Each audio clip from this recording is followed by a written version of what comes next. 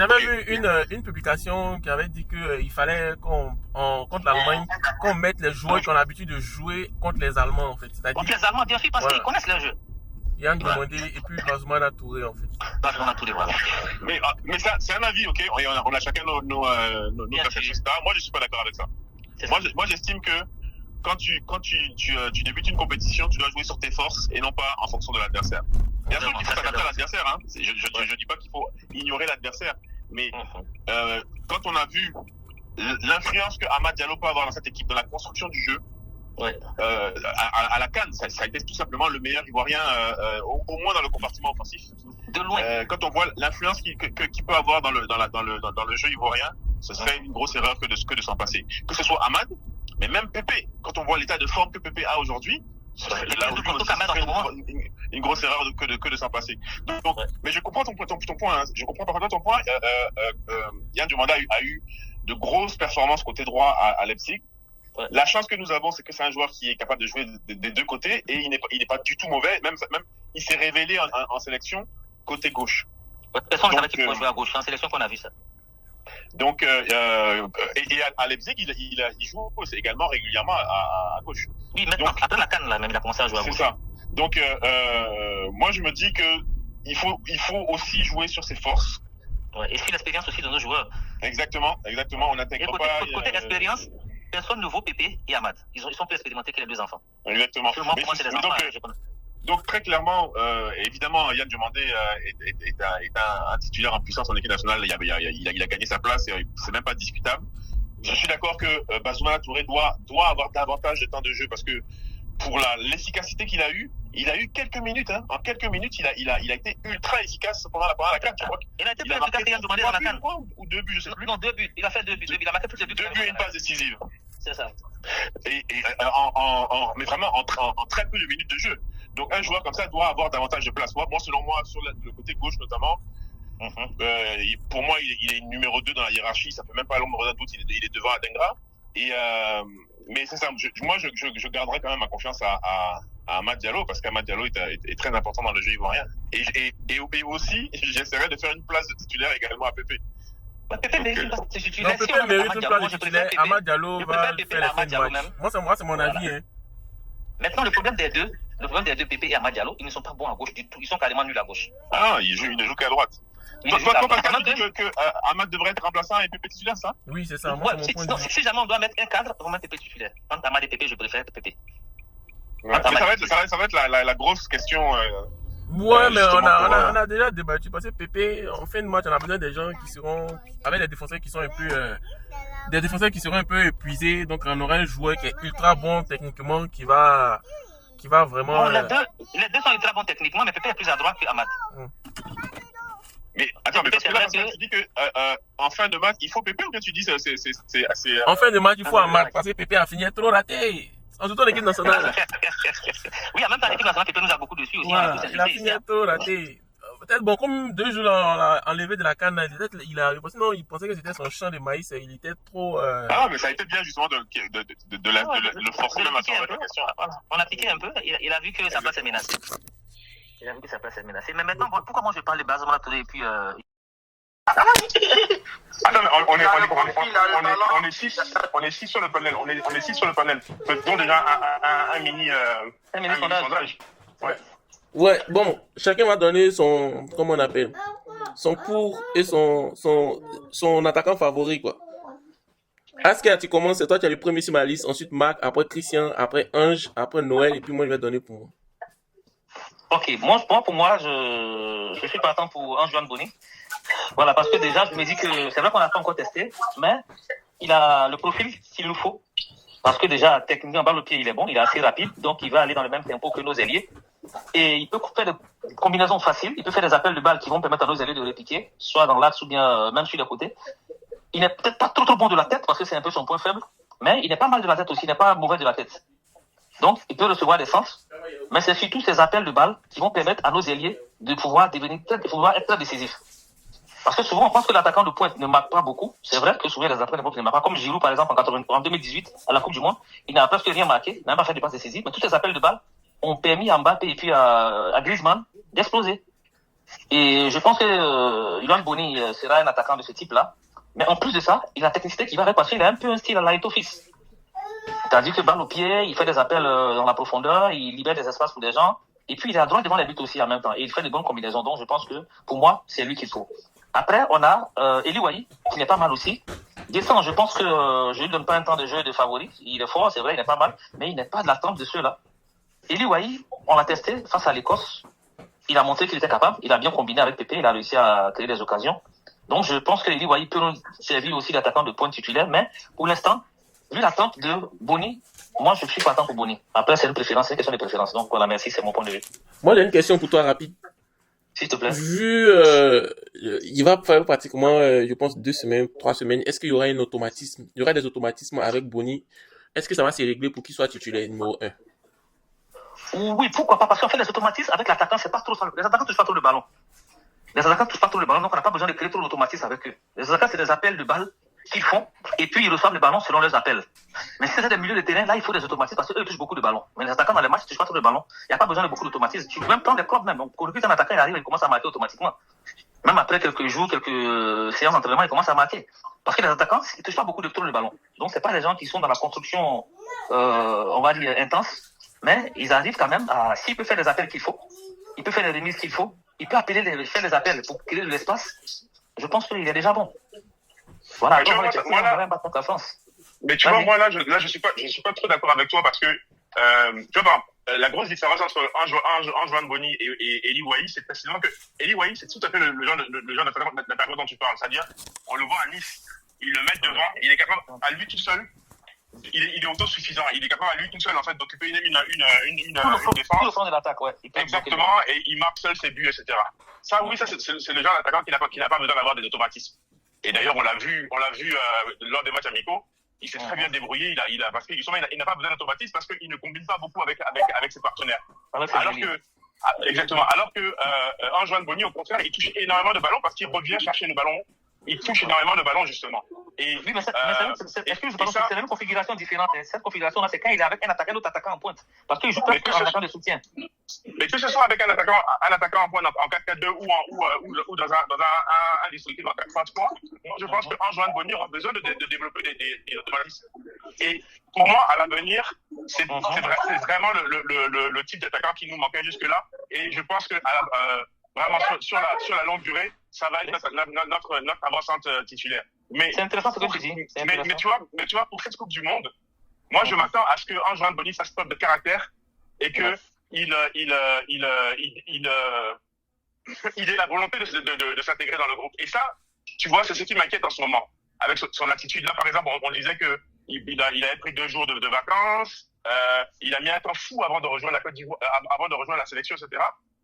C'est maintenant qu'il doit prouver qu'il a réellement la volonté en fait de s'intégrer à cette équipe. Parce qu'encore une fois, c'est le type d'avancante qui touche énormément de ballons et qui a besoin de développer des automatismes avec ses partenaires. À l'inverse, Eli Wahi, moi je trouve que Eli Wahi en cette fin de saison là fait preuve d'énormément de caractère avec Nice notamment. Et je me rappelle de son match contre Marseille. Même contre Strasbourg même. Et contre Strasbourg, exactement. Il a carrément éliminé Strasbourg. Exactement, à lui tout seul. Et ça, c'est le genre de joueur qui sait ce qu'il veut dans la vie. Tu vois, il revient de loin aussi. Là, il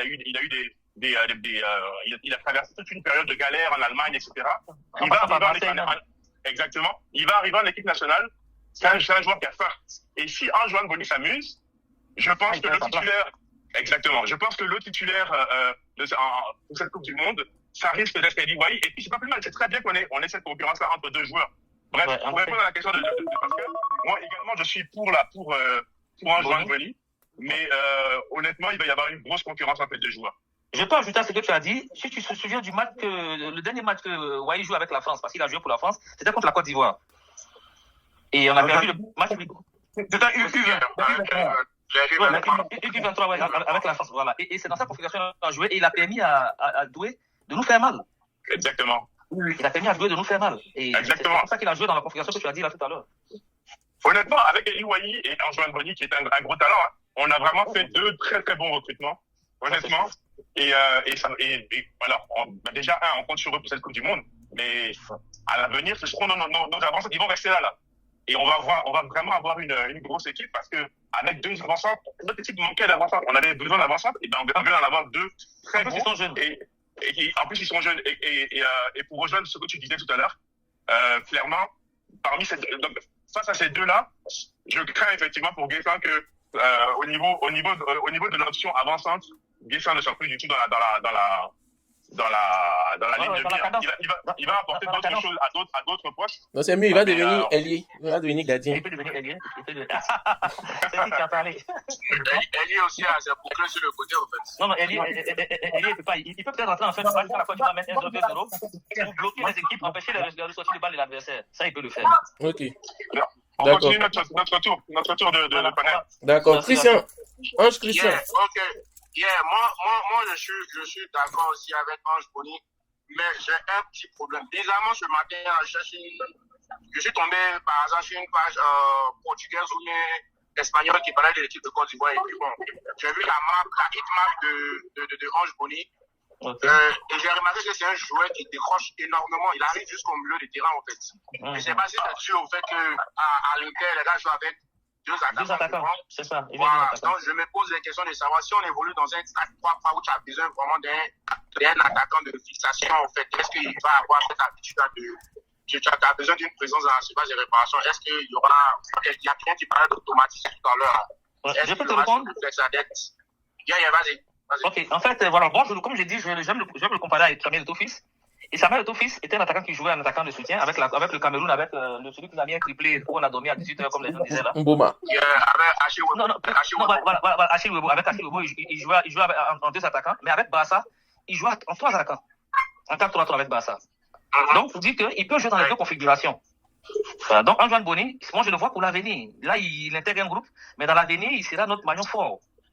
Mais pour l'instant, là, moi, je ne suis pas tant pour lui, parce que c'est vrai que l'autre aussi, c'est pas mal, mais j'ai un penchant pour lui, je ne sais pas pourquoi, mais j'ai un penchant pour lui. En tout cas, pour le moment, moi, celui que je vois, c'est l'attaquant vraiment qui nous manquait au niveau du gabarit, quoi, 1m90, qui est puissant, qui est bon, balle au pied, qui est très habile, qui est à droite, qui est. Mais il faut le souligner, c'est vrai que Token Tiron qui n'a pas marqué beaucoup depuis cette saison, mais il n'est pas titulaire quand même en club. Voilà, il a passé depuis cette saison, mais c'est parce que là-bas, la concurrence est rude. Ah ouais, il y a Gonzalo Martinez, il y a chose de Thuram. Voilà, c'est pour dire que malgré ce fait-là, quand même, il arrive à tirer son épingle du jeu. Donc, ça fait un moment depuis Haller qu'on n'avait pas eu un attaquant de ce gabarit qui joue dans un grand club, qui vient de remporter le championnat d'Italie. Pour moi, c'est vraiment l'attaquant, le profil qui nous manquait, vraiment ce profil qui nous a manqué même à la dernière CAN, j'ai envie de dire, avec les ailiers que nous avons sur les côtés. Et puis c'est un joueur aussi qui n'a pas peur de participer au jeu aussi. La construction, il a la construction. Voilà. Maintenant, moi, il y a un attaquant qu'on n'a pas appelé, il s'appelle Yelatif, je pense que vous le connaissez, Yelatif. Ouais, promotion des Sengo. Ça, c'est le gars de Mac. Ah bon? On va s'entendre. Ah là, c'est ça, il était en Suède, là. Il est en Suède, il est extraordinaire. Il a terminé meilleur buteur avec la moitié du championnat, même. Si. Il n'a pas terminé le championnat là-bas, il a fini meilleur buteur. Mais il va venir peut-être prochainement, mais celui-là, en tout cas, il est costaud parce que lui, il dérange les défenses. Il est comme un Drogba. Moi, je le vois comme un Drogba, un style de Drogba. Il bouscule. Tu as vu son but dans ça? On dirait que. Il croit même à la veste veulent le signer définitivement, puisqu'il a les dents prêts. Ouais, ils ont dit qu'ils vont le signer, mais ils veulent diminuer le montant. Donc, à diminuer le montant un peu. C'est pas de lui, la fois passée, j'ai parlé, il dit le but, il a marqué. Si, tu parlais de lui, si. Non, on parlait déjà de lui-même. On avait déjà évoqué il y a quelques mois de cela même. Même en mois de mars, on a vu que le coach allait là, au mois de mars, on a vu même que le coach allait. Là, il a dit qu'il faisait un ancien joueur de la SEC.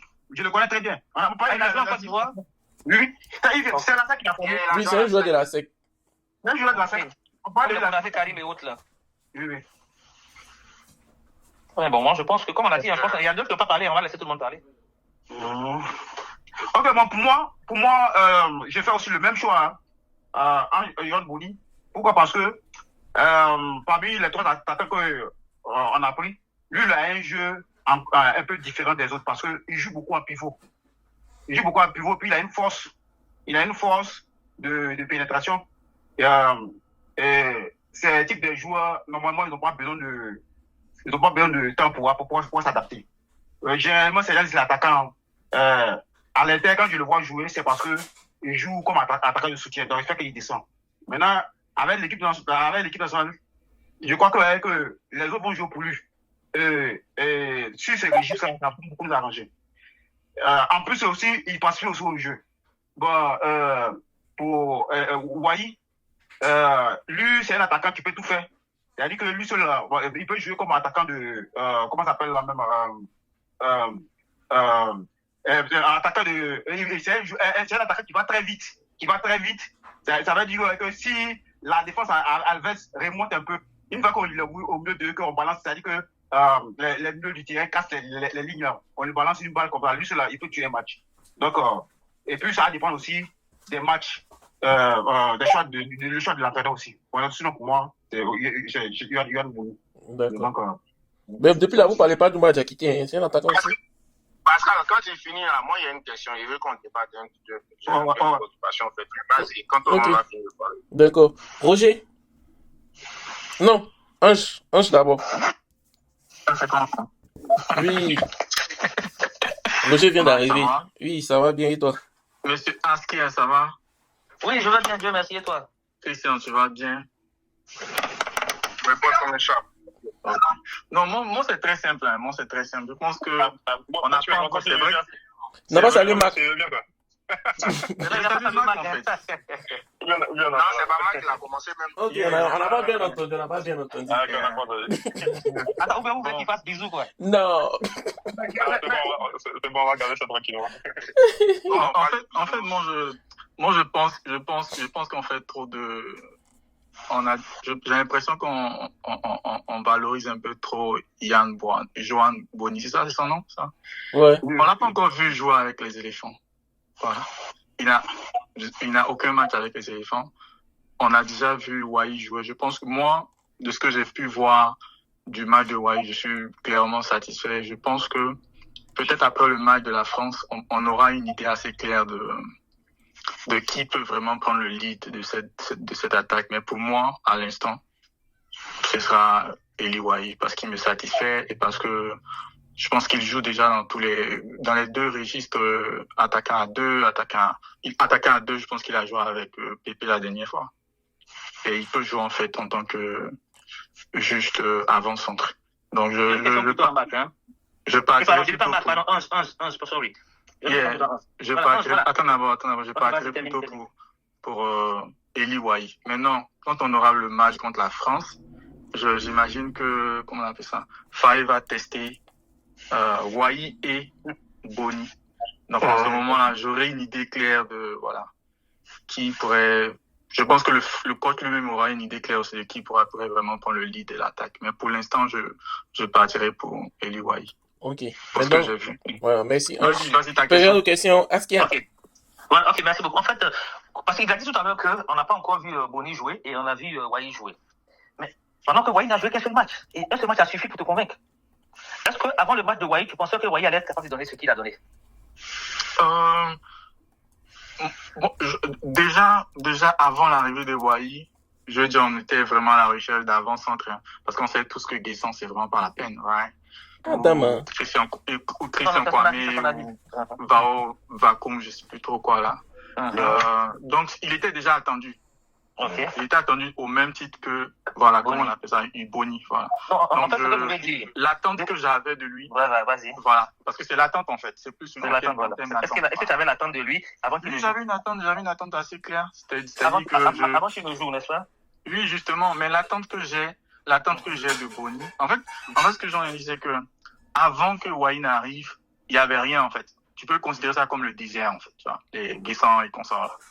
Donc, ce vide-là a été comblé par Wai. Non, en fait, c'est pas ma question. Je clarifie la question. Je parle de l'attente que tu avais pour Wai avant qu'il ne joue. Est-ce que tu penses qu'avant que Wai ne joue, tu pensais qu'il était capable de donner ce qu'il a donné? Est-ce que tu étais satisfait de l'attente que tu avais de lui avant qu'il ne joue? Yeah, franchement. Voilà, ok. Mais pendant que tu as eu cette attente-là sans même l'avoir vu jouer avec les éléphants? Non, ce que je suis en train de dire, c'est quoi? Ce que je suis en train de dire, c'est que je peux avoir une attente d'un joueur. Mais l'attente que j'avais de Wai avant qu'il n'arrive, c'était face au vide, en fait. Tu comprends ce que je veux dire? Non. Je ne veux pas le comparer à quelqu'un. Hein. L'attente, Non, mais- quand on t'a dit que Wai va jouer, est-ce que tu t'es dit que Wai est capable de produire ça? Et puis il t'a satisfait dans ce que tu attendais de lui, qu'il était capable de produire ce que tu voulais qu'il produise. Je pense que tu le compares à quelqu'un. Non, le problème, Quel attaquant vient? Non, attends, je peux répondre à ta question. J'ai bien compris ta question.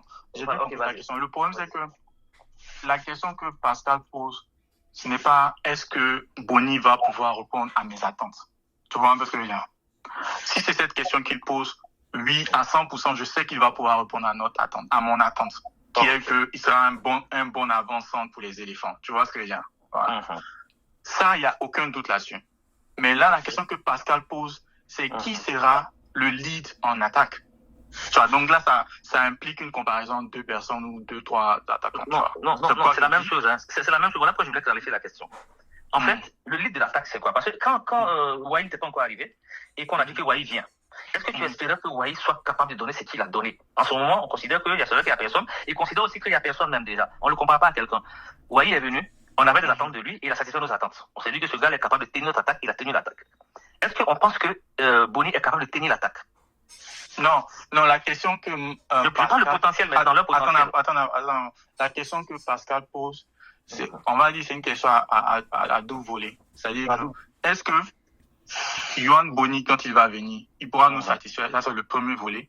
Le second volet, est-ce qu'il pourra supplanter ses autres opposants, enfin ses autres compétiteurs, tu vois? C'est-à-dire Wai, Guessan, il y a Oumar Diakité aussi qui est dans la liste, non? Ouais. Avec les ailiers. Bon, voilà. En tout cas, les hybrides là, voilà. Les hybrides, c'est où? C'est Guessan la catégorie des hybrides, les gens qui jouent sans ballon. Tu me fais Guessan, Oumar et consorts, tu vois, les soldats là, voilà. Le fils du docteur Kumalo. Donc,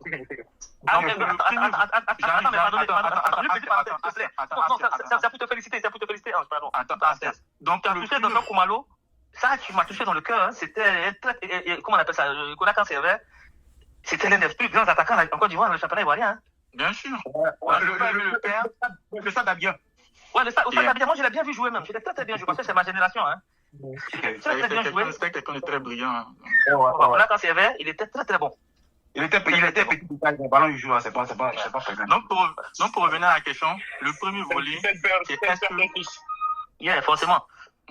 Donc pour revenir à la question, le premier volet, est-ce qu'il va satisfaire moi mes attentes? C'est ça.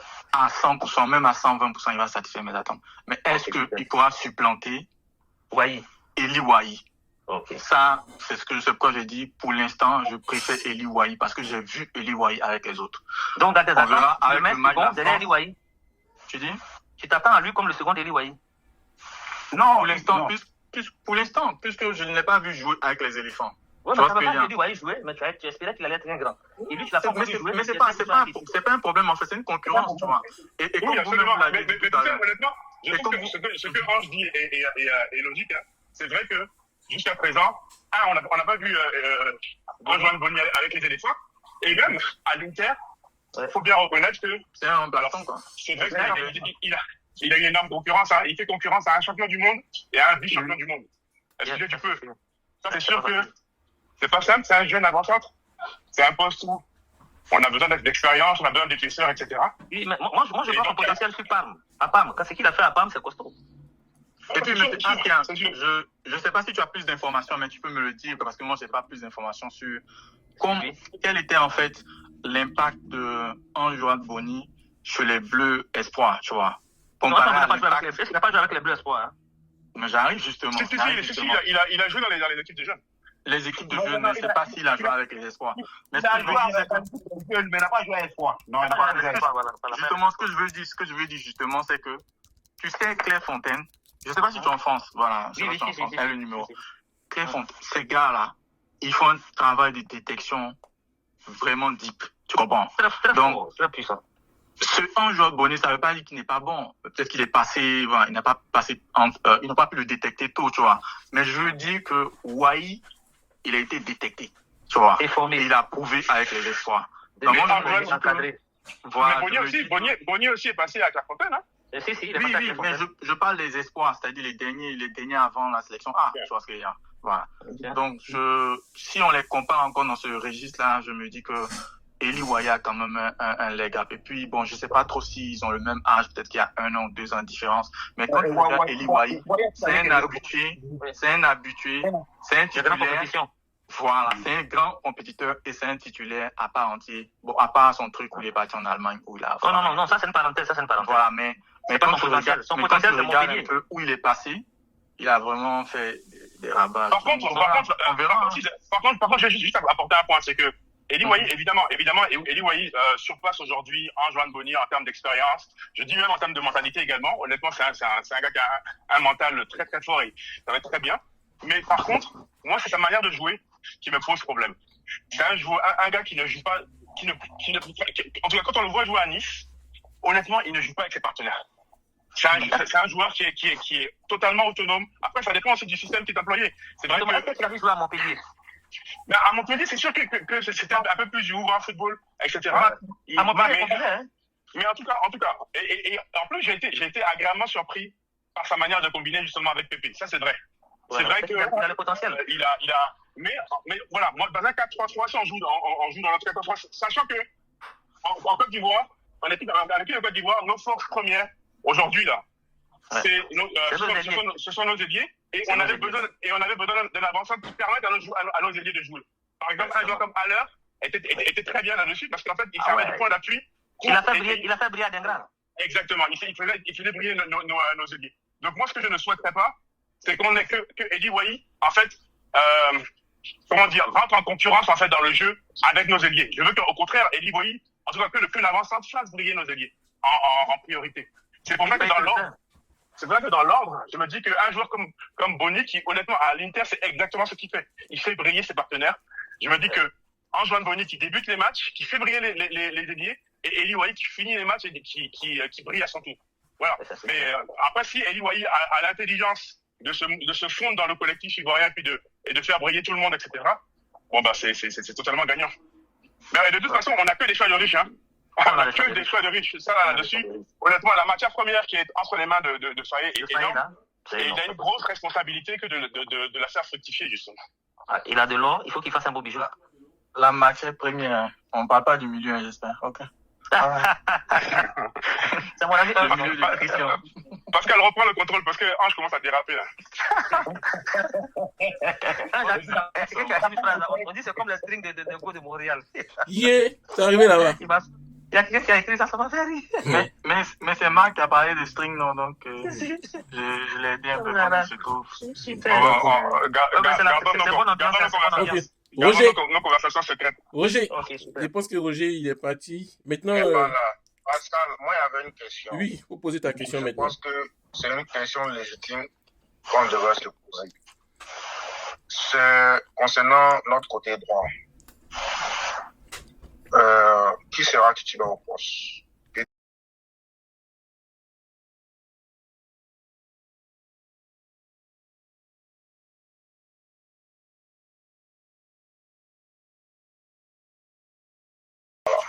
Je sais qu'il y a beaucoup qui ne sont pas contents qu'on pose cette question, mais je pense que c'est vraiment une question légitime au fait, au vu de la saison de Pépé en club.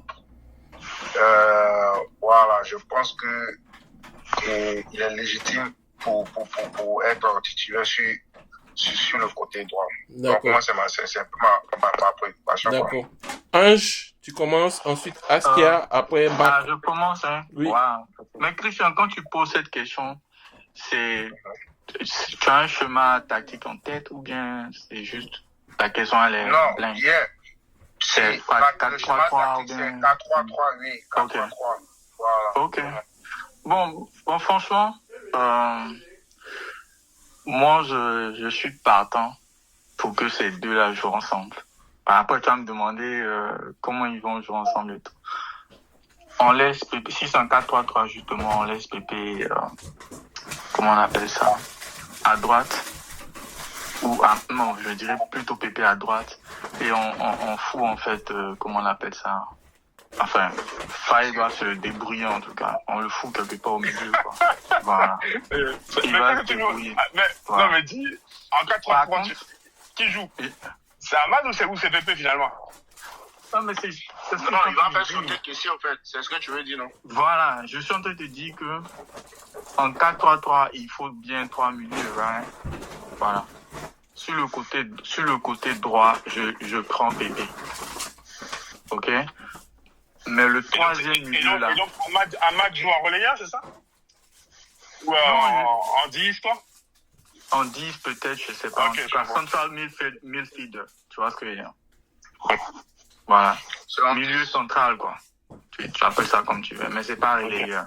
Oh, ok. Parce qu'en Dans le 4-3-3, t'as début pas forcément. espace. En 4-3-3, t'as pas forcément. C'est pas 3 relayeurs, c'est pas 3 milieux défensifs, quoi. Tu peux avoir un gars, 2 milieux défensifs et 1 milieu offensif. Tu vois. Ok, c'est bon. Et ce milieu offensif là sera Ahmad. Ça, c'est comme ça que je vois le truc, voilà. Après, c'est pas non plus mauvais si on veut les mettre en concurrence de faire débuter Ahmad. Si on veut les mettre en concurrence en termes d'impact, voilà, je pense que je voterai pour Ahmad. D'abord. Donc, si les deux sont en concurrence en 4-3-3. S'ils sont en concurrence, c'est-à-dire ouais. s'ils sont en C'est un ou concurrence, l'autre, ouais. si on ne les fait pas jouer ensemble, voilà ce que je veux dire. C'est ça. Si on ne les fait pas jouer ensemble, Ouais. je préfère un Ahmad parce que Ok. j'ai vu un peu son impact sur le jeu. Et puis il est beaucoup, comment on dit, il est généreux dans l'effort, tu vois. Contrairement à Pépé, bon, même si récemment, quand tu regardes un peu le championnat espagnol et tout, tu vois que Pépé fait vraiment beaucoup de passes décisives et tout. Bon, voilà. Mais j'irai plutôt pour Ahmad. Pas parce qu'il est plus fort que Pépé, mais pour l'intérêt, en fait, de l'équipe, tu vois. Voilà. Ok. Le deuxième, c'était Askia, je pense, c'est ça? Le maître de cérémonie ouais, le deuxième, c'est Askia. Vas-y, Askia.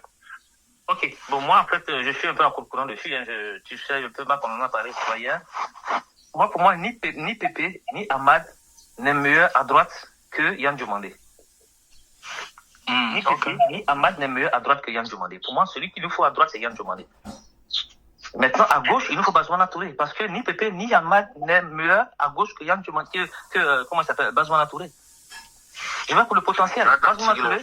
Beaucoup de Oui, personnes. non, moi, je ne veux pas plaire. Je parle du potentiel. Il faut nous apporter quelque chose. Voilà, je ne veux pas plaire. Je sais que ça ne va pas plaire, mais le potentiel, c'est réel. Pour être, on va dire, factuel et réel, le meilleur ailier droit qu'on a aujourd'hui en sélection, c'est Yann Diomandé. Personne ne lui vaut la cheville. Et à gauche, tout Mais le pourtant, reste, il a fait de belles prestations à gauche. oui, non, il a fait des prestations à gauche, mais à droite, En il est équipe encore plus nationale. fort. Oui, parce qu'on l'a forcé à jouer à ce poste. Mais là, c'est en club. Oui, encore, mais c'est pour dire qu'il a le potentiel. Si on le fait jouer en équipe nationale à droite, il va jouer.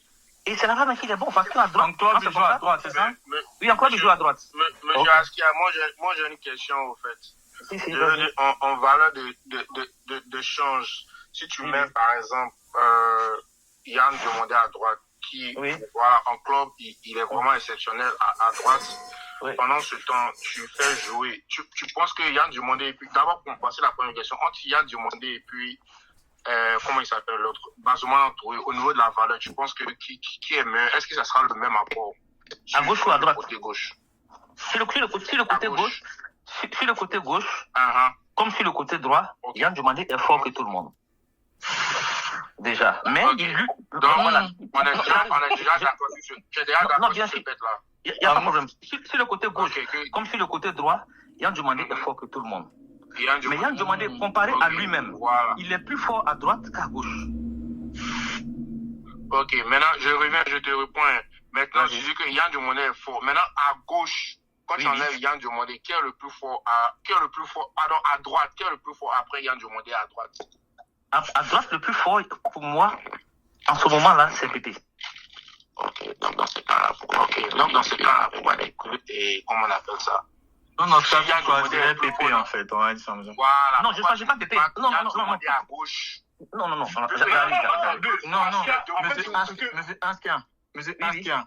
Oui. Monsieur Askia, en fait, J'imagine que quelqu'un on se comprend. C'est juste que, en fait, si tu entends te dire que, si tu étais sélectionneur, ouais, si moi j'étais sélectionneur, j'allais choquer le monde. J'allais mettre Yann Diomandé à droite. J'allais choquer le monde, mais j'allais mettre Yann Mais Diomandé à droite et Bazoumana Touré à gauche. là. Faye ne le fera jamais. Ça, Non, il mais, a fait la dernière. oui, mais on Non, demande c'est pas- c'était pas ça mon point. ce que Faye va Moi, faire. On c'est demande pas ce que ça chacun mon va point. faire. Voilà, moi je ne Voilà. je suis pas en train de vous dire qu'est-ce que Faye va faire. Je dis si moi j'étais la Yeah, personne, ça. moi j'allais faire. Parce Non, que non, moi, on je comprend, vois, on comprend. le potentiel à droite, Yann Diomandé a le meilleur potentiel que tout le monde. Non, Même que mais en lui-même, fait- quand en il fait joue à droite, aussi- quand il joue à gauche, il a le meilleur En potentiel fait, à droite. En fait aussi, c'est que peut-être, dans ce cas, c'est qu'il faudrait que Christian repose sa question.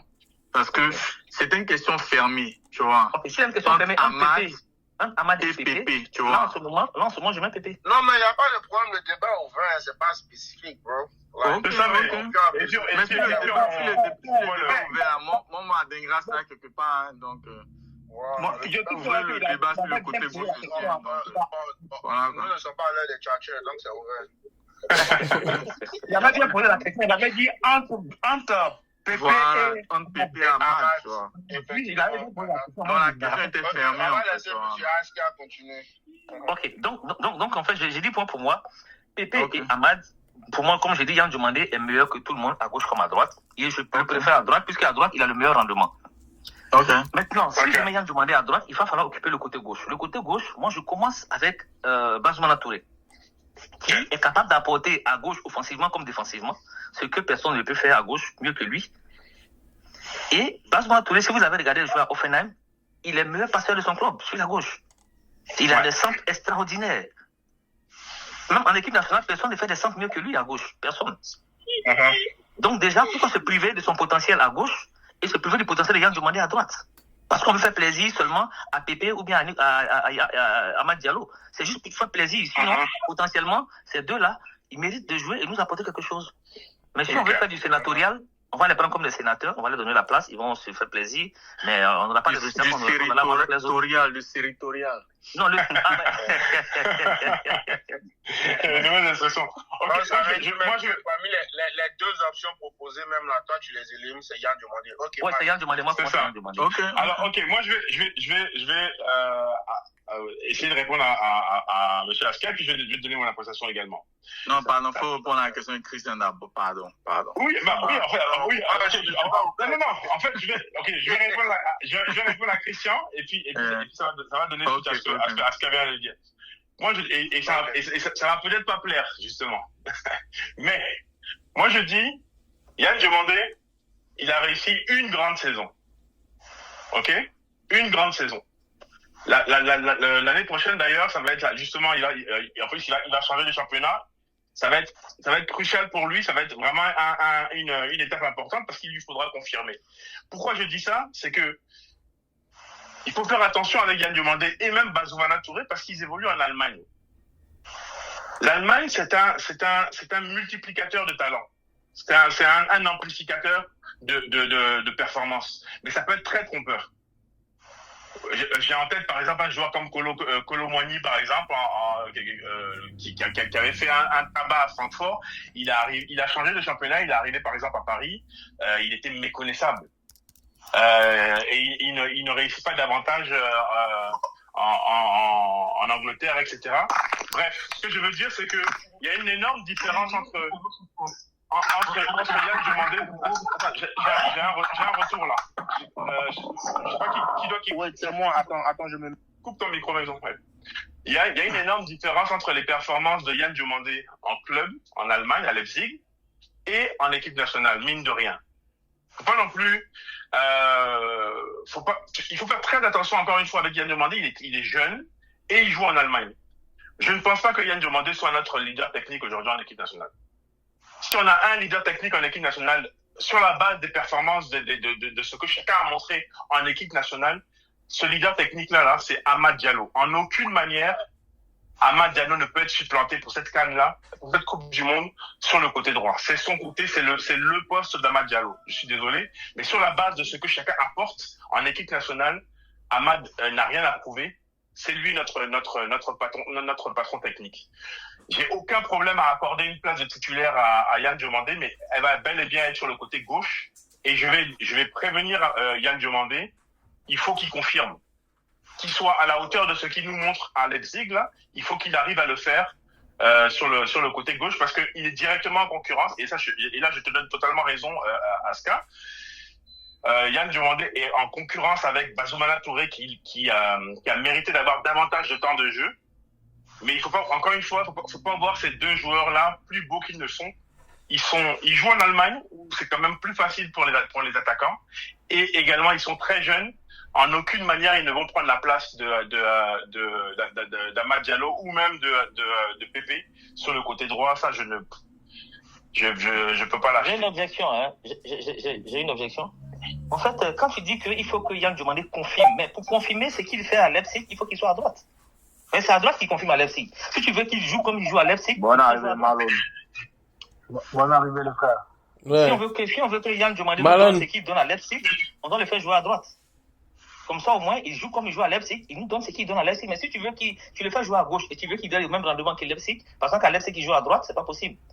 Mais monsieur Askia, le problème, c'est que Yann Diomandé aussi, il a toujours été performant à gauche en équipe nationale, puisque là, on parle de l'équipe nationale. Oui, mais est-ce qu'on a une fois essayé à droite? Non, il n'a jamais joué à droite. Mais c'est personnel que tu dis. On va sa chance à droite, on va voir ce qu'il fait. Le problème, c'est que si on le fait jouer à droite ou à gauche, on ne pourra pas comprendre. Il est fort du côté droit. Plus que même, je peux dire même à Amad Traoré. Mais vous vous basez sur quoi? Sur une saison en Allemagne. Mais oui, on a qu'une saison. Absolument, je suis totalement d'accord. Mais toujours est-il que vous ne vous basez que sur une saison en club en Allemagne. Et moi, je ne pense pas que ça suffise pour chambouler toute la hiérarchie en équipe nationale. Une équipe nationale ne fonctionne pas comme un club. Il y a des joueurs qui ont prouvé qu'ils avaient le bagage technique, la maturité tactique et le caractère également pour pouvoir être leader. Moi, je pense qu'Amad Diallo est le leader. Est-ce que si tu as Michael Olise, tu le fais jouer à gauche? C'est un très bon exemple, justement. Tu vois, en fait, quand tu compares avec d'autres équipes nationales, et par exemple, on peut prendre par exemple l'équipe de France, par exemple, on se rend compte que aujourd'hui, il y a un énorme débat entre Olise, qui est un jeune joueur, entre Olise et Dembélé. Dembélé, le ballon d'or, etc.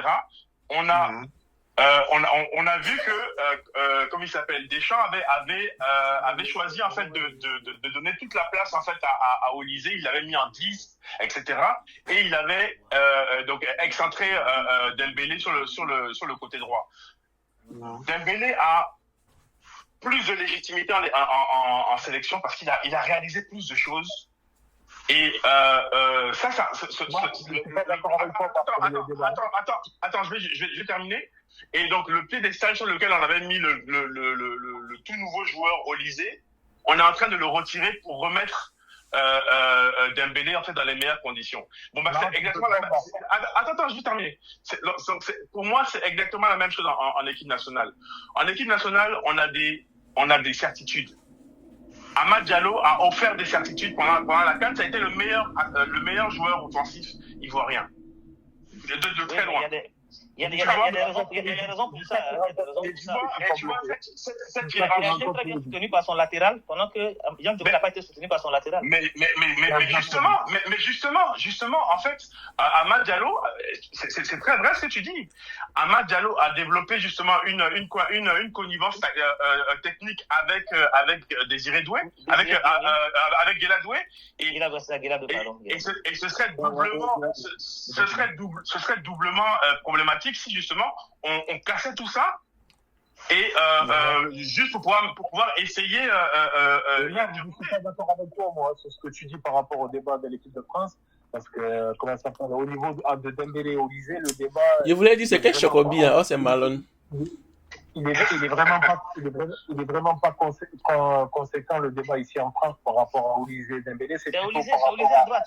C'est par rapport à comment ça s'appelle, à Dembélé et Mbappé, c'est par rapport au statut que Dembélé a en équipe de France, car il n'a pas confirmé en équipe de France encore tout le potentiel qu'il montre en club.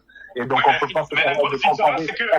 On peut pas se permettre de comparer Diomandé qui n'a rapporté aucune Coupe d'Afrique, ni à Amad Diallo qui malgré tout son talent, que ce soit footballistique, à Manchester United ou en sélection de la Côte d'Ivoire, n'a encore rien gagné. Et quand il est tombé face à un bloc bas de l'Égypte qu'il a bien contenu au niveau du jeu, il a flanché. Donc voilà. Maintenant, on va pas se mentir, la Côte d'Ivoire a réalisé une belle CAN, mais n'a pas réussi à convaincre là où il fallait convaincre contre l'Égypte. Donc on reste encore sur notre fin et on attend une amélioration. La question, c'est de savoir c'est Yann Dumondé ou bien, non, pardon, Amad Diallo ou bien Nicolas Pepe titulaire sur le côté droit. Je vais te répondre à la question. Pour moi, Amad Diallo doit être titulaire sur le côté droit, quand il a montré une alchimie avec Delaboué. Ils se sont très bien entendus au niveau du jeu. C'était très très bien équilibré. Dans les replis défensifs, les efforts ont été faits.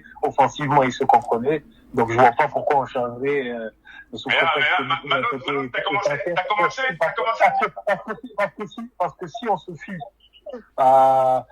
fie à l'ancienneté des joueurs, ça veut dire que quoi? On doit mettre tous les milieux de terrain qui sont anciens, là, les Jean-Michel Seri, tout ça, ils doivent être titulaires indiscutables sous prétexte parce qu'ils sont anciens. Non, il y a un contexte. Non, Malone, c'est pas par rapport à l'ancienneté. C'était par rapport plus au potentiel et puis à ce que Pepe a réalisé cette saison en championnat. Mais Malone, t'as commencé par dire... Diallo mérite d'être titulaire, tout simplement. Mais Malone, tu as commencé par dire que tu n'étais pas d'accord avec moi et tu as dit exactement ce que je viens de dire. On est totalement d'accord. Mais bon. Non, on n'est pas totalement d'accord par rapport au débat de l'équipe de France. Je t'ai précisé par rapport à la comparaison entre Olivier et Dembélé à droite, c'est Olysée à droite. Bah, non, mais on parle de point de Dembélé en tant qu'attaquant dans l'axe à l'équipe de France. À la place de Mbappé. Par rapport au fait que Mbappé, si on le met à gauche, il ne fait pas de repli défensif, ce qui a des conséquences qui engrange malheureusement des buts souvent en équipe de France. Ok, oublions l'équipe de France. Ok, on va rester concentré sur l'équipe de Côte d'Ivoire. Donc pour toi, Malone, donc Amad Diallo doit être côté droit, notamment parce qu'il a développé des automatismes avec Guela, c'est ça? Voilà, c'est ça pour moi, parce que la vérité, Amad Diallo a prouvé qu'il avait sa place et il a montré ce que Nicolas Pepe, on lui a toujours reproché en équipe nationale, c'est son manque d'efficacité. Et ce que Amad Diallo. C'est le plus défensif aussi. Voilà, mais surtout son manque d'efficacité qui est vraiment incroyable devant les cages, parce que c'est un joueur qui a toutes les qualités nécessaires, mais à la finition, ça n'allait pas. Et Amad Diallo, il a été clinique lors des premiers matchs de la Coupe d'Afrique, il a montré son niveau, offensivement, il a su mettre les buts qu'il fallait, il a été très décisif. À chaque fois qu'il a touché le ballon, il était très impactant. Malheureusement, contre les Justes, sa flamme s'est éteinte, mais à chaque fois qu'il touchait la balle, il se passait quelque chose. Donc, Nicolas Pepe se ressentit, pendant des années, il a eu sa chance, il n'a pas su la saisir. La Côte d'Ivoire est un grand pays de foot. La preuve, on s'est passé d'un joueur comme Jérémy Bouga. Donc, c'est que la Côte d'Ivoire a vraiment des qualités offensives qui sont incroyables. Super. Ok, on n'a pas entendu Noël. Pour moi d'abord, ça va dépendre de l'entraînement de la veille du match d'abord. Mais par rapport au repli défensif, moi je préfère. Est-ce que tu as un match référence en matière de combinaison avec Adengra? Mais il a joué toute la canne avec Adengra, ou bien? Et tu trouvais qu'il a les quarts de finale, la demi-finale, la finale, c'était parfait. Hein. Parce qu'en fait, si tu veux, ce qui pesait sur, il y a un autre aspect, ce qui pesait sur, bon, ce Yann demandait là, il faut.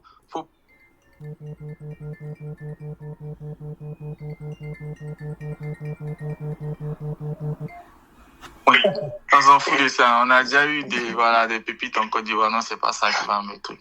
Donc voilà, je veux dire, ce gars-là, en fait, quand tu combines avec Onan, comme il n'est pas assez rapide, il monte pas rapidement, il vient pas rapidement, il faut un ailier, en fait, qui suit ce tel-là, qui va rapidement, quoi, tu vois. On a oublié d'évoquer, est-ce qu'il y a demandé à gauche, il libère le ballon, parce qu'il garde beaucoup le ballon aussi, hein. C'est ça, c'est pas faux. Mais juste les gars, je voudrais juste apporter quelques statistiques à notre débat, ok? Notamment pour tordre le cou à certaines légendes suropérées. J'invite tout le monde à aller sur SofaScore. Vous allez sur SofaScore, vous tapez le nom de Conan par exemple, et vous mettez le mode comparaison. Et vous mettez le nom d'Opéry. Et vous allez avoir la comparaison entre les deux joueurs sur toute la saison, match par match. C'est des statistiques par match, ok? Donc c'est des moyennes qui prennent, ok? Et c'est des statistiques par match. Et on se rend compte que Conan là, qui est pourtant réputé comme étant un joueur très défensif, et Opéry étant réputé pour un joueur qui n'est pas bon défensivement, mais on se rend compte que par exemple, en termes de perte de balles par exemple, Conan perd 15 balles par match, tandis que Opéry n'en perd que 11. Les duels remportés, par exemple, les duels au sol remportés. Donc Conan il remporte 52,5% de ces duels, tandis que Opéry remporte 55% de ces duels. Il est supérieur en fait. En duel aérien, Opéry remporte 65,9% de ces duels. Et il est supérieur donc à Conan qui ne remporte que 56%. Tu vois? C'est-à-dire que... Mais, et pourtant, moi je l'ai vu jouer récemment là, à Lisbonne, et honnêtement, il est pas si petit que ça. Et deuxièmement, il a quand même une bonne détente. Mais en tout cas, quand on compare les chiffres entre les deux joueurs, Opéry, défensivement, déjà, n'est pas inférieur à Conan. Mais alors, offensivement, il n'y a même pas photo. Opéry a 4 passes décisives au total sur la saison. Conan en a 0. Les grosses occasions créées, Opéry a le double des occasions par match par rapport à Conan. Il fait des transversales plus précises. Il y a 57% de longs ballons précis, par exemple. Des transversales réussis également. Bref. Ce que je veux dire, c'est que, alors c'est vrai que Opéry joue en Turquie, tandis que Conan joue on n'a peut-être pas les mêmes stats, hein. On n'a peut-être pas les mêmes stats. Moi, j'ai des stats ici sur Foot Mercato, en comparaison de...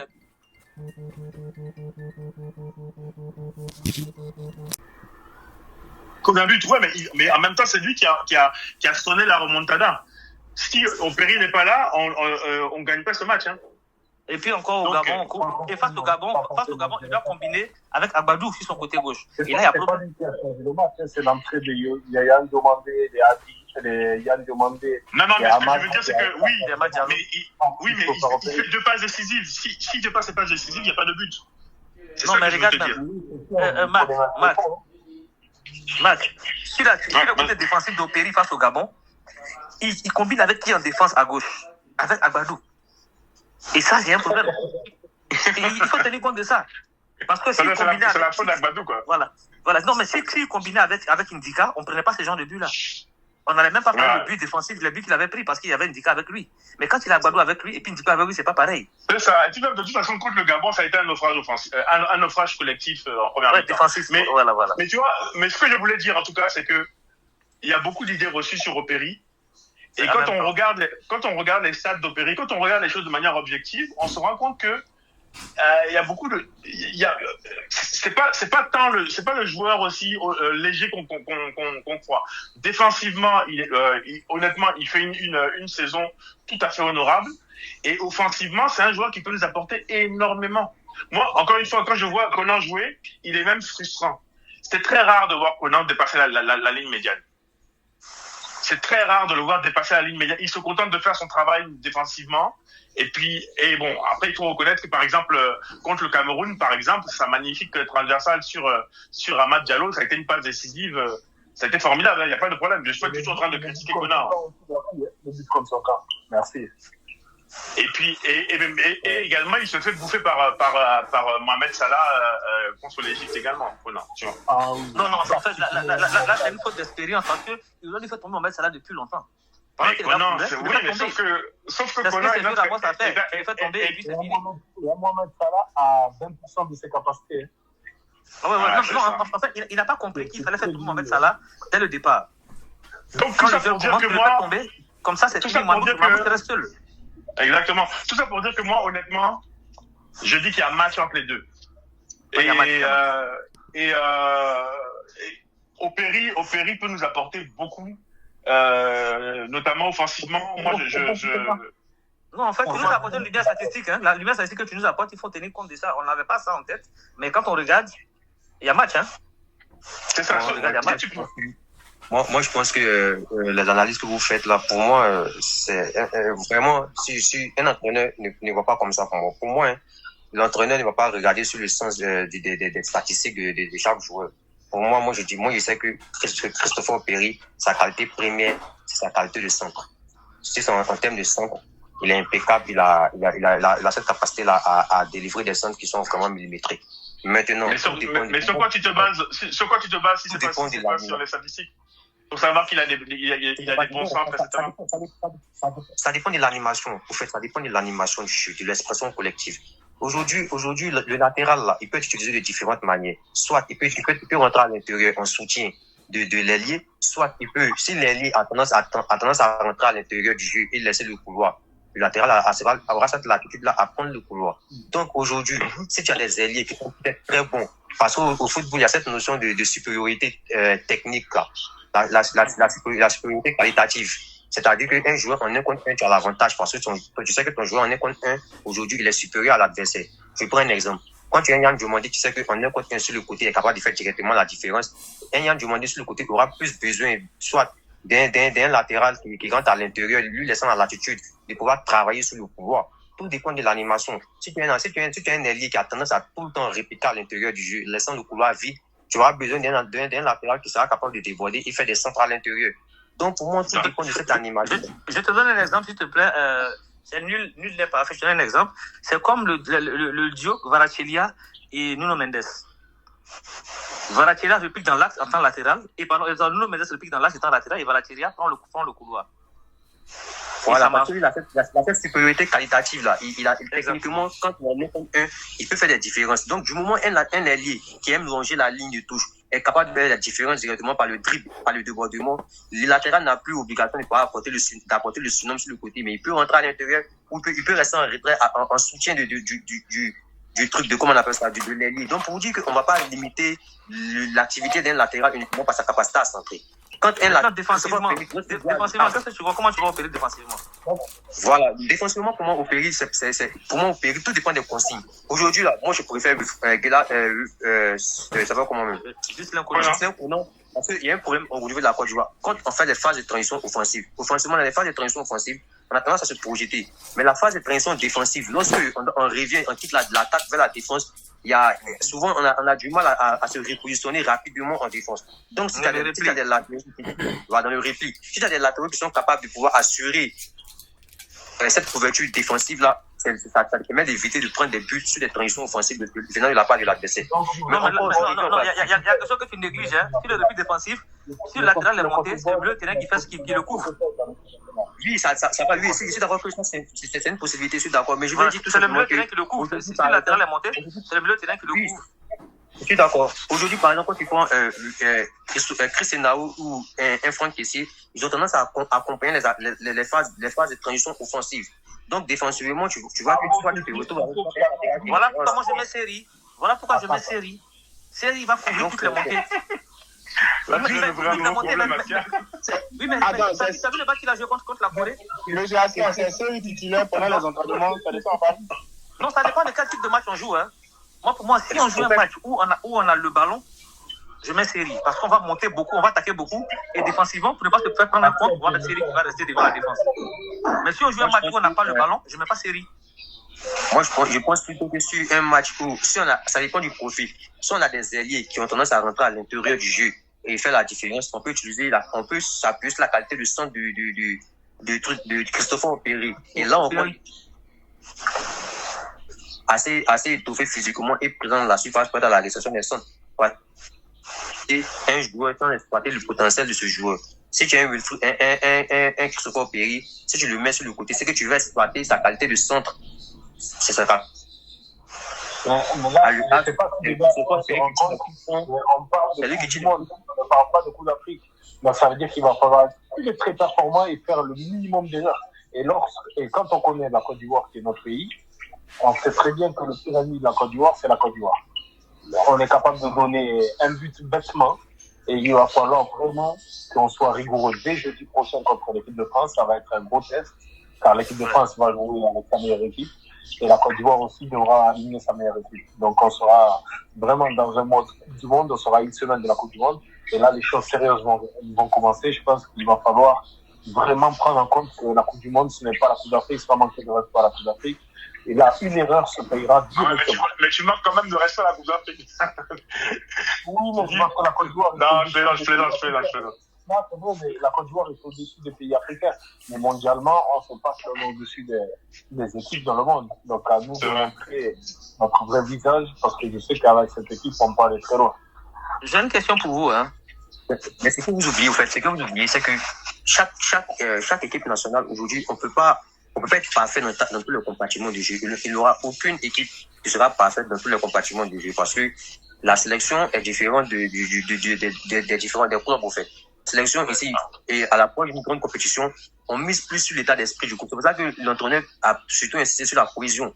Parce que qui sont ceux qui sont capables de se soutenir mutuellement sur un terrain, de compenser les efforts. On ne va pas faire une réelle animation.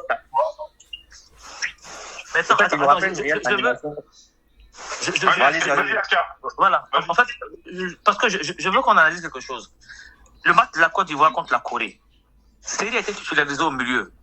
Quelles ont été vos impressions sur le jeu de Seri face à la Corée? Dans le milieu. Ah, moi, clairement, en fait, ces aptitudes physiques m'ont laissé très perplexe. Face à la Corée. Déjà à la CAN et face à la Corée. Non, moi je ne parle pas de la CAN. Parce que la CAN, on a considéré qu'il était faible physiquement. Mais face à la Corée, il a été titulaire.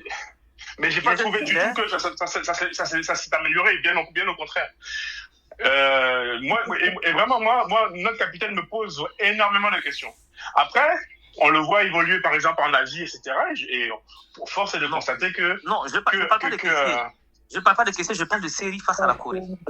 Tu parles de Seri? Ah, ok, je crois que tu parlais de questions. Voilà. Non, Seri face à la Corée, il était le capitaine face à la Corée.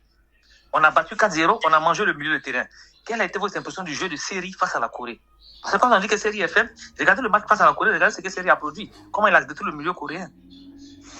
Parce qu'on oublie ça. On oublie même de regarder ce que Seri a produit face à la Corée. On dit Yann Godot, Marcel Godot, ceci, cela. Mais c'est le Seri qui tue le milieu de la Corée. Moi, je pense que c'est Seri qui tue le milieu de la Corée. Donc déjà, il ne faut pas enterrer Seri. Hein. Parce que moi, je dis que Seri, dans un match où on a le ballon, Seri nous protège contre les contres. Sérieusement. Monsieur Ascar, moi, je pense que Seri Jean-Michel, pour moi, sa qualité première n'est pas de couper les lignes de passe, n'est pas de jouer ce rôle de destructeur. Parce que pour moi, qui ai beaucoup suivi Seri Jean-Michel, je pense que Seri Jean-Michel, c'est un peu comme un meneur de jeu reculé sur un terrain. Celui-là qui est depuis l'arrière, capable d'être l'aide de métronome d'une équipe, capable de par la passe, passer des lignes, capable de trouver des lignes de passe dans les intervalles de jeu, qui est capable de reculer. Oui, mais il a aussi un rôle de... Ce n'est pas sa seule qualité. Ce n'est pas sa seule qualité. Parce que quand il a Seri Jean-Michel face au Sénégal, il a coupé toutes les lignes de passe. Écoutez, face à la Corée aussi, il a coupé toutes les lignes de passe.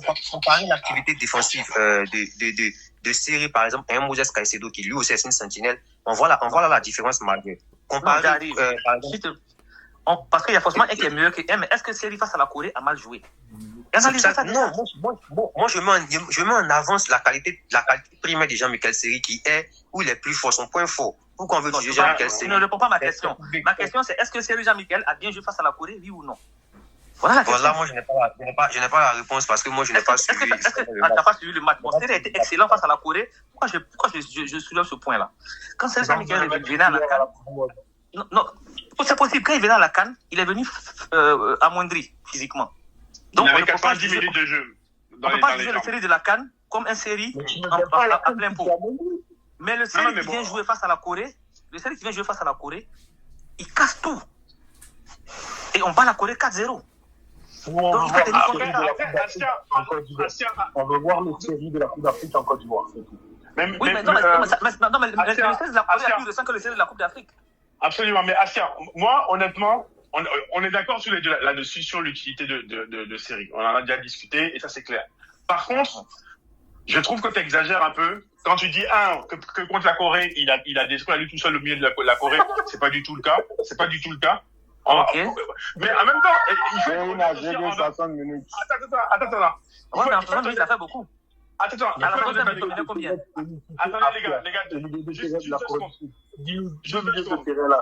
Il peut rien créer, même regarde, tu vois, il faut être honnête envers Série lui-même. En fait, contre la Corée, on était au mois de mars et il n'avait que 2 mois et demi à peu près de compétition dans les jambes. Moi, je pense qu'il est encore plus en forme aujourd'hui.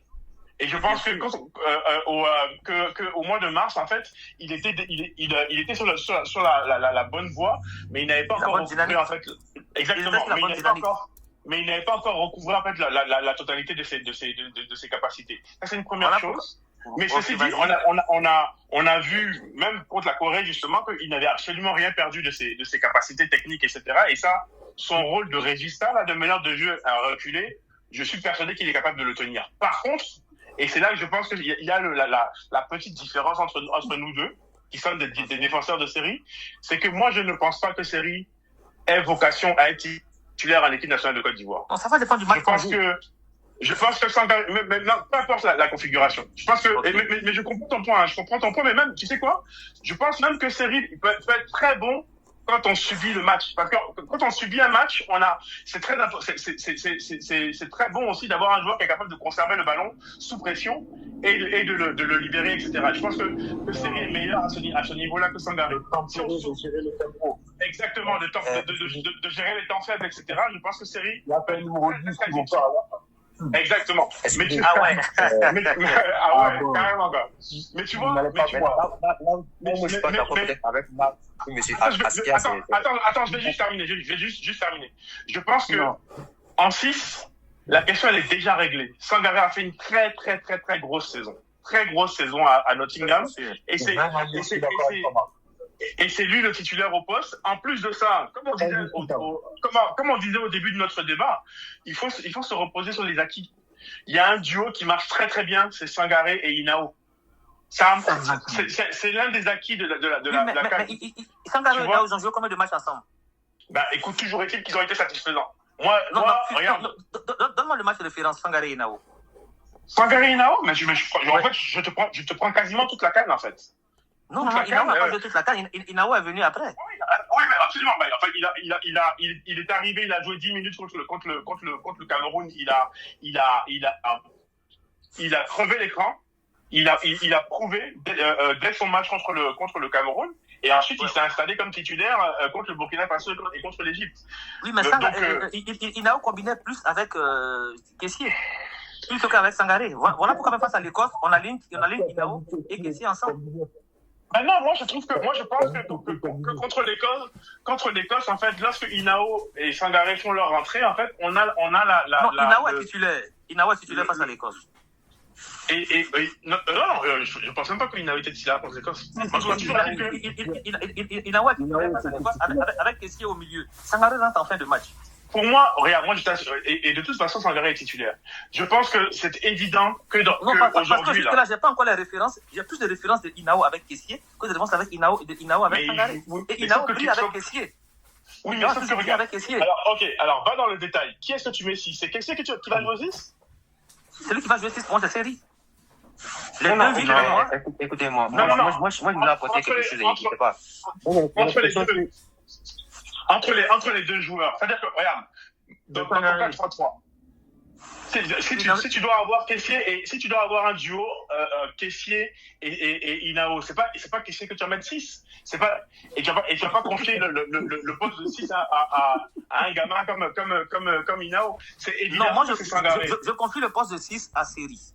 Je suis catégorique. Je confie le poste de 6 à Série. Je suis catégorique là-dessus. Et Sangaré, donc du coup, tu le mets où? Sangaré, je le mets face devant avec Kessié, ou bien Inao avec Kessié. Mais Série reste derrière. Parce que le milieu, pas le milieu, Sangaré, Kessié, Série. C'est celui qui a éteint le Sénégal à la CAN ici. Sangaré, Kessié, Série. La CAN, il y a 4 ans de cela. Non, c'est pas 2 ans de cela. Le même Série. Série actuellement, la fille. Non, Série actuellement, personne ne le sait. Personne ne l'a vu, personne ne le voit jouer, personne ne le sait. Mais moi, je préfère, je vous ramène le dernier match de Série avec les éléphants, c'est le match de la Corée. Il a bien joué. Le dernier match de Série avec les éléphants, c'est le match de la Corée. Il a bien joué, il n'a pas été lamentable, il a été très bon. Le série face à la Corée, c'est le même série à la CAN ici. Mais t'as pas même série là, à la 15e minute, où il fallait qu'il reste lui, il avait les matchs, les pas à la hanche. Non, dans quel match? Face à la Corée? Mais ça se Ah non. Face à la Corée, c'est pas juste en 30e minute. On menait 3-0 quand série est passée. C'est du match. De la Corée du Sud, s'il te plaît. Parce que tu me dis, série a été le milieu du terrain de la Corée du Sud. Quand le terrain En fait, il y a un problème. C'est ça pourquoi il y a un problème. Regarde, par exemple, tout à l'heure, on fait du 2 poids 2 mesures. Hein. Quand on parle de Martial Godo, son seul match de référence, c'est face à la Corée. Mais on arrive à donner... S'il te plaît, on donne de la crédibilité à Martial Godo face à la Corée, et on refuse de donner de la crédibilité à Série face à la Corée. C'est 2 poids 2 mesures. On donne la crédibilité à Martial Godo face à la Corée, on refuse de donner la crédibilité à Série face à la Corée. Pendant que Série joue bien face à la Corée, Martial Godo joue bien face à la Corée. On dit Martial Godo est bon face à la Corée, on dit non, Série. Mais c'est bizarre, monsieur Aska. Juste à poser, vous êtes le seul pour donner la crédibilité à Série face à la Corée, au fait. Ah, mais va regarder le match. Non, c'est le match, tu vas voir. Mais moi, notre problème, c'est retour sur ses attitudes physiques, au fait. Oui, mais sa attitude physique, il a joué face à la Corée, il a tenu bon physiquement. Qu'est-ce qui manque? Bon, le dernier match qu'il a joué avec la Côte d'Ivoire, il a tenu bon physiquement. C'est la France. Mais c'est contre la France, c'est pas contre la Corée du Sud, quand même. Et Jean-Michel. Et alors, parce que le match se base sur le série de la CAN qui est joué en décembre. Et le série de mars, on l'oublie. Moi, ce que je te dis, c'est que, tu vois, les performances de série contre la Corée du Sud ne suffisent pas à effacer la saison que Sangaré fait. Je suis désolé, mais Sangaré fait une saison de titulaire et il n'y a aucune raison que Sangaré soit mis sur le banc en équipe nationale de Côte d'Ivoire. Sangaré fait une saison de titulaire, mais Sangaré en 6, il est toujours absent dans la position défensive. Défensivement, Sangaré en 6, il a les errements. Moi, je le trouve, en tout cas. Il y a Adams qui va intervenir. On va le laisser. Moi, je pense que on confond un peu les choses. Pour moi, dans cette équipe de Côte d'Ivoire, là, on a un 6. Moi, pour moi, quand il prend le poste de 6, là, pour moi, il y en a deux types de joueurs. Il y en a deux types de joueurs.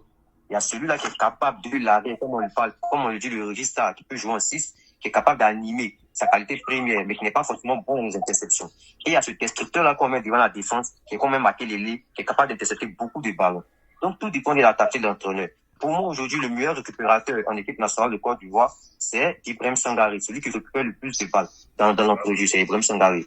Pour moi, Jean-Michel Seri, la différence avec Ibrahim Sangaré, c'est sa vision du jeu. Jean-Michel Seri a une meilleure vision du jeu dans les phases de construction que Ibrahim Sangaré. Mais Ibrahim Sangaré est plus bon dans les interceptions, dans les destructions des attaques que Jean-Michel Seri. Donc, moi, de laisser Jean-Michel Seri seul devant la défense, moi, je suis un peu sous la réserve parce que quand un joueur, il est bon, bien vrai qu'il est bon dans la vision du jeu, dans la construction des attaques, mais il a des largesses défensivement, moi, je ne le trouve pas bon. Et quand on nous parle de la pression, il arrive à résister à la pression. Mais quand je me souviens du match face au Mali à la CAN, je pense que c'est sous la pression que Jean-Michel Seri perd la balle dans notre jeu. C'est qu'il oblige Cotonou à compenser cette erreur et à prendre un second carton jaune qui lui coûte le carton rouge. Donc, pour moi, aujourd'hui, tout va dépendre de la tactique de l'entraîneur, mais je ne souhaite pas que Jean-Michel Seri soit seul devant la défense. Parce qu'il pourrait bien, dans le projet de jeu, organiser le jeu, avoir cette créativité, mais il n'a pas la qualité d'interception de passe de Ibrahim Sangaré. Donc, pour moi, il ne faudrait pas laisser Jean-Michel Seri seul devant la défense. C'est mon opinion. Mais tu vois, Adam, on est d'accord sur Ibrahim Sangaré. Par contre, le gros bémol que je mets là, c'est qu'en Côte d'Ivoire, on aime beaucoup prendre des photos pour résumer quasiment la carrière d'un joueur. Le ballon que Seri soi-disant perd contre le Mali, déjà ça n'a rien de rédhibitoire et c'est bel et bien une erreur un cafouillage même de Cotonou qui fait qu'en fait il se prend un carton rouge. Et deuxièmement, c'est ce même Seri qui est resté sur le terrain à 10 contre 11. Et c'est grâce à sa capacité à conserver le ballon que justement Merci beaucoup. on garde la tête hors de l'eau. Exactement. Donc, on aime bien prendre une photo et c'est la même chose qu'on fait par exemple avec par exemple Kessié. Alors, et je dis ça, je suis le premier à le faire. Hein. On garde l'erreur de Kessié à la 3e minute contre l'Égypte et puis on résume l'ensemble du milieu de terrain ivoirien, etc. Mais c'est ça. Maintenant, moi, j'ai quelque chose à dire à Adam. Adam, je sais quelque chose. Parce que, Adam, s'il te plaît. Qui a plus de statistiques dans la... Adam. Je suis d'accord avec toi que Sangaré est le titulaire au poste. On est d'accord là-dessus. Adam, il y a un aspect que tu n'as pas pris en compte. Hein. Parce qu'il y a un aspect que tu n'as pas pris en compte entre Sangaré et puis, comment il s'appelle, Seri. Sur le positionnement défensif. Parce que Sangaré est très bon dans les 1 contre 1. Mais ce positionnement défensif, il est toujours à l'ouest. Va prendre tous les buts qu'on a pris. Tu prends le but qu'on encaisse face au Cameroun. Il est en retard défensivement. Le but qu'on prend face à l'Égypte, c'est un ballon qui vient dans le dos du milieu de terrain parce qu'il est en retard défensivement. Quand face à la Guinée équatoriale ici, il est carrément à l'ouest défensivement. Ça, c'est dans les positions défensives. Je ne parle pas des duels défensifs. Dans les duels défensifs, il est déjà là dans le duel, il assume son poste. Mais dans le positionnement défensif, il est toujours mal positionné et ça fait que, tactiquement, on peut se faire avoir quand il est là. Mais Seri, tactiquement, défensivement, il est toujours bien positionné parce qu'il sait qu'il n'a pas un corps physique, donc il joue sur sa position tactique. Et tactiquement, il est toujours là. Et donc cet aspect-là, c'est comme ça qu'il faut voir Seri jouer.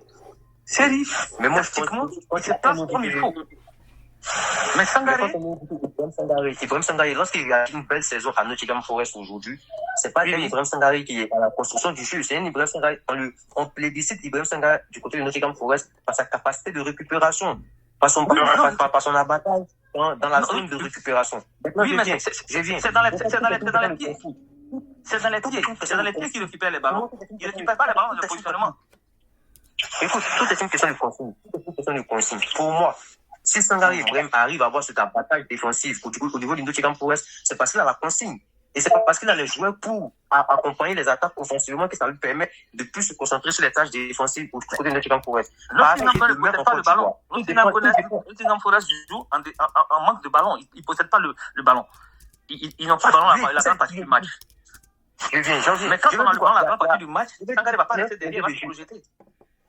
On est un projet de jeu qu'il faut prendre en compte. Le projet de jeu, est-ce que je joue en attaque placée? Est-ce que je joue avec le jeu direct en transition rapide? Il y a ce qu'il faut regarder. Si, moi, quand tu es réaliste, on va à la Coupe du Monde. On ne sera pas la meilleure équipe qui aura une meilleure expression collective. On va plus jouer sur l'état d'esprit.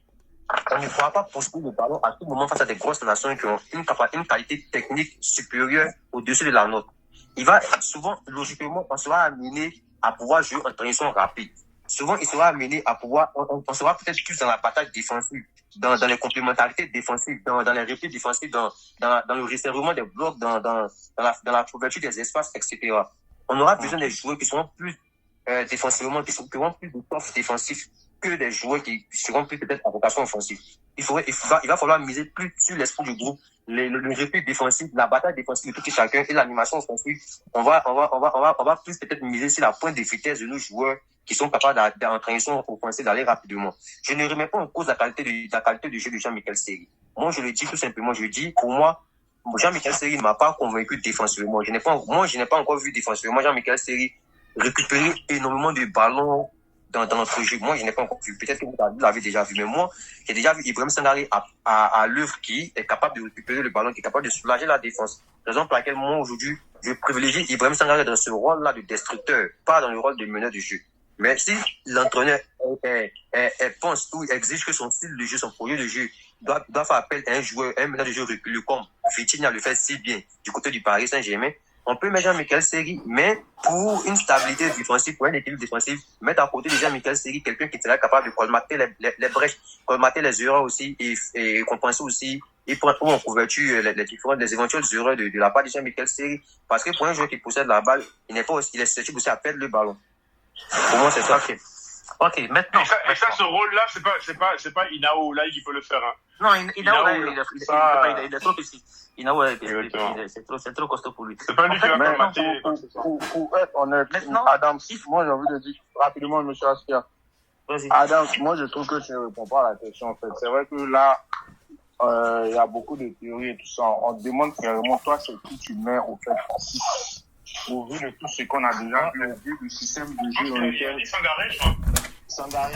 Moi, j'ai pas dit Sangaré parce que il faut assurer toujours un équilibre défensif quand on n'a pas une pression offensive. Pour moi, Sangaré Ibrahim, je vais lui donner la consigne de rester devant la défense pour chercher à couper les premières vagues offensives de l'adversaire en cas de perte de balle.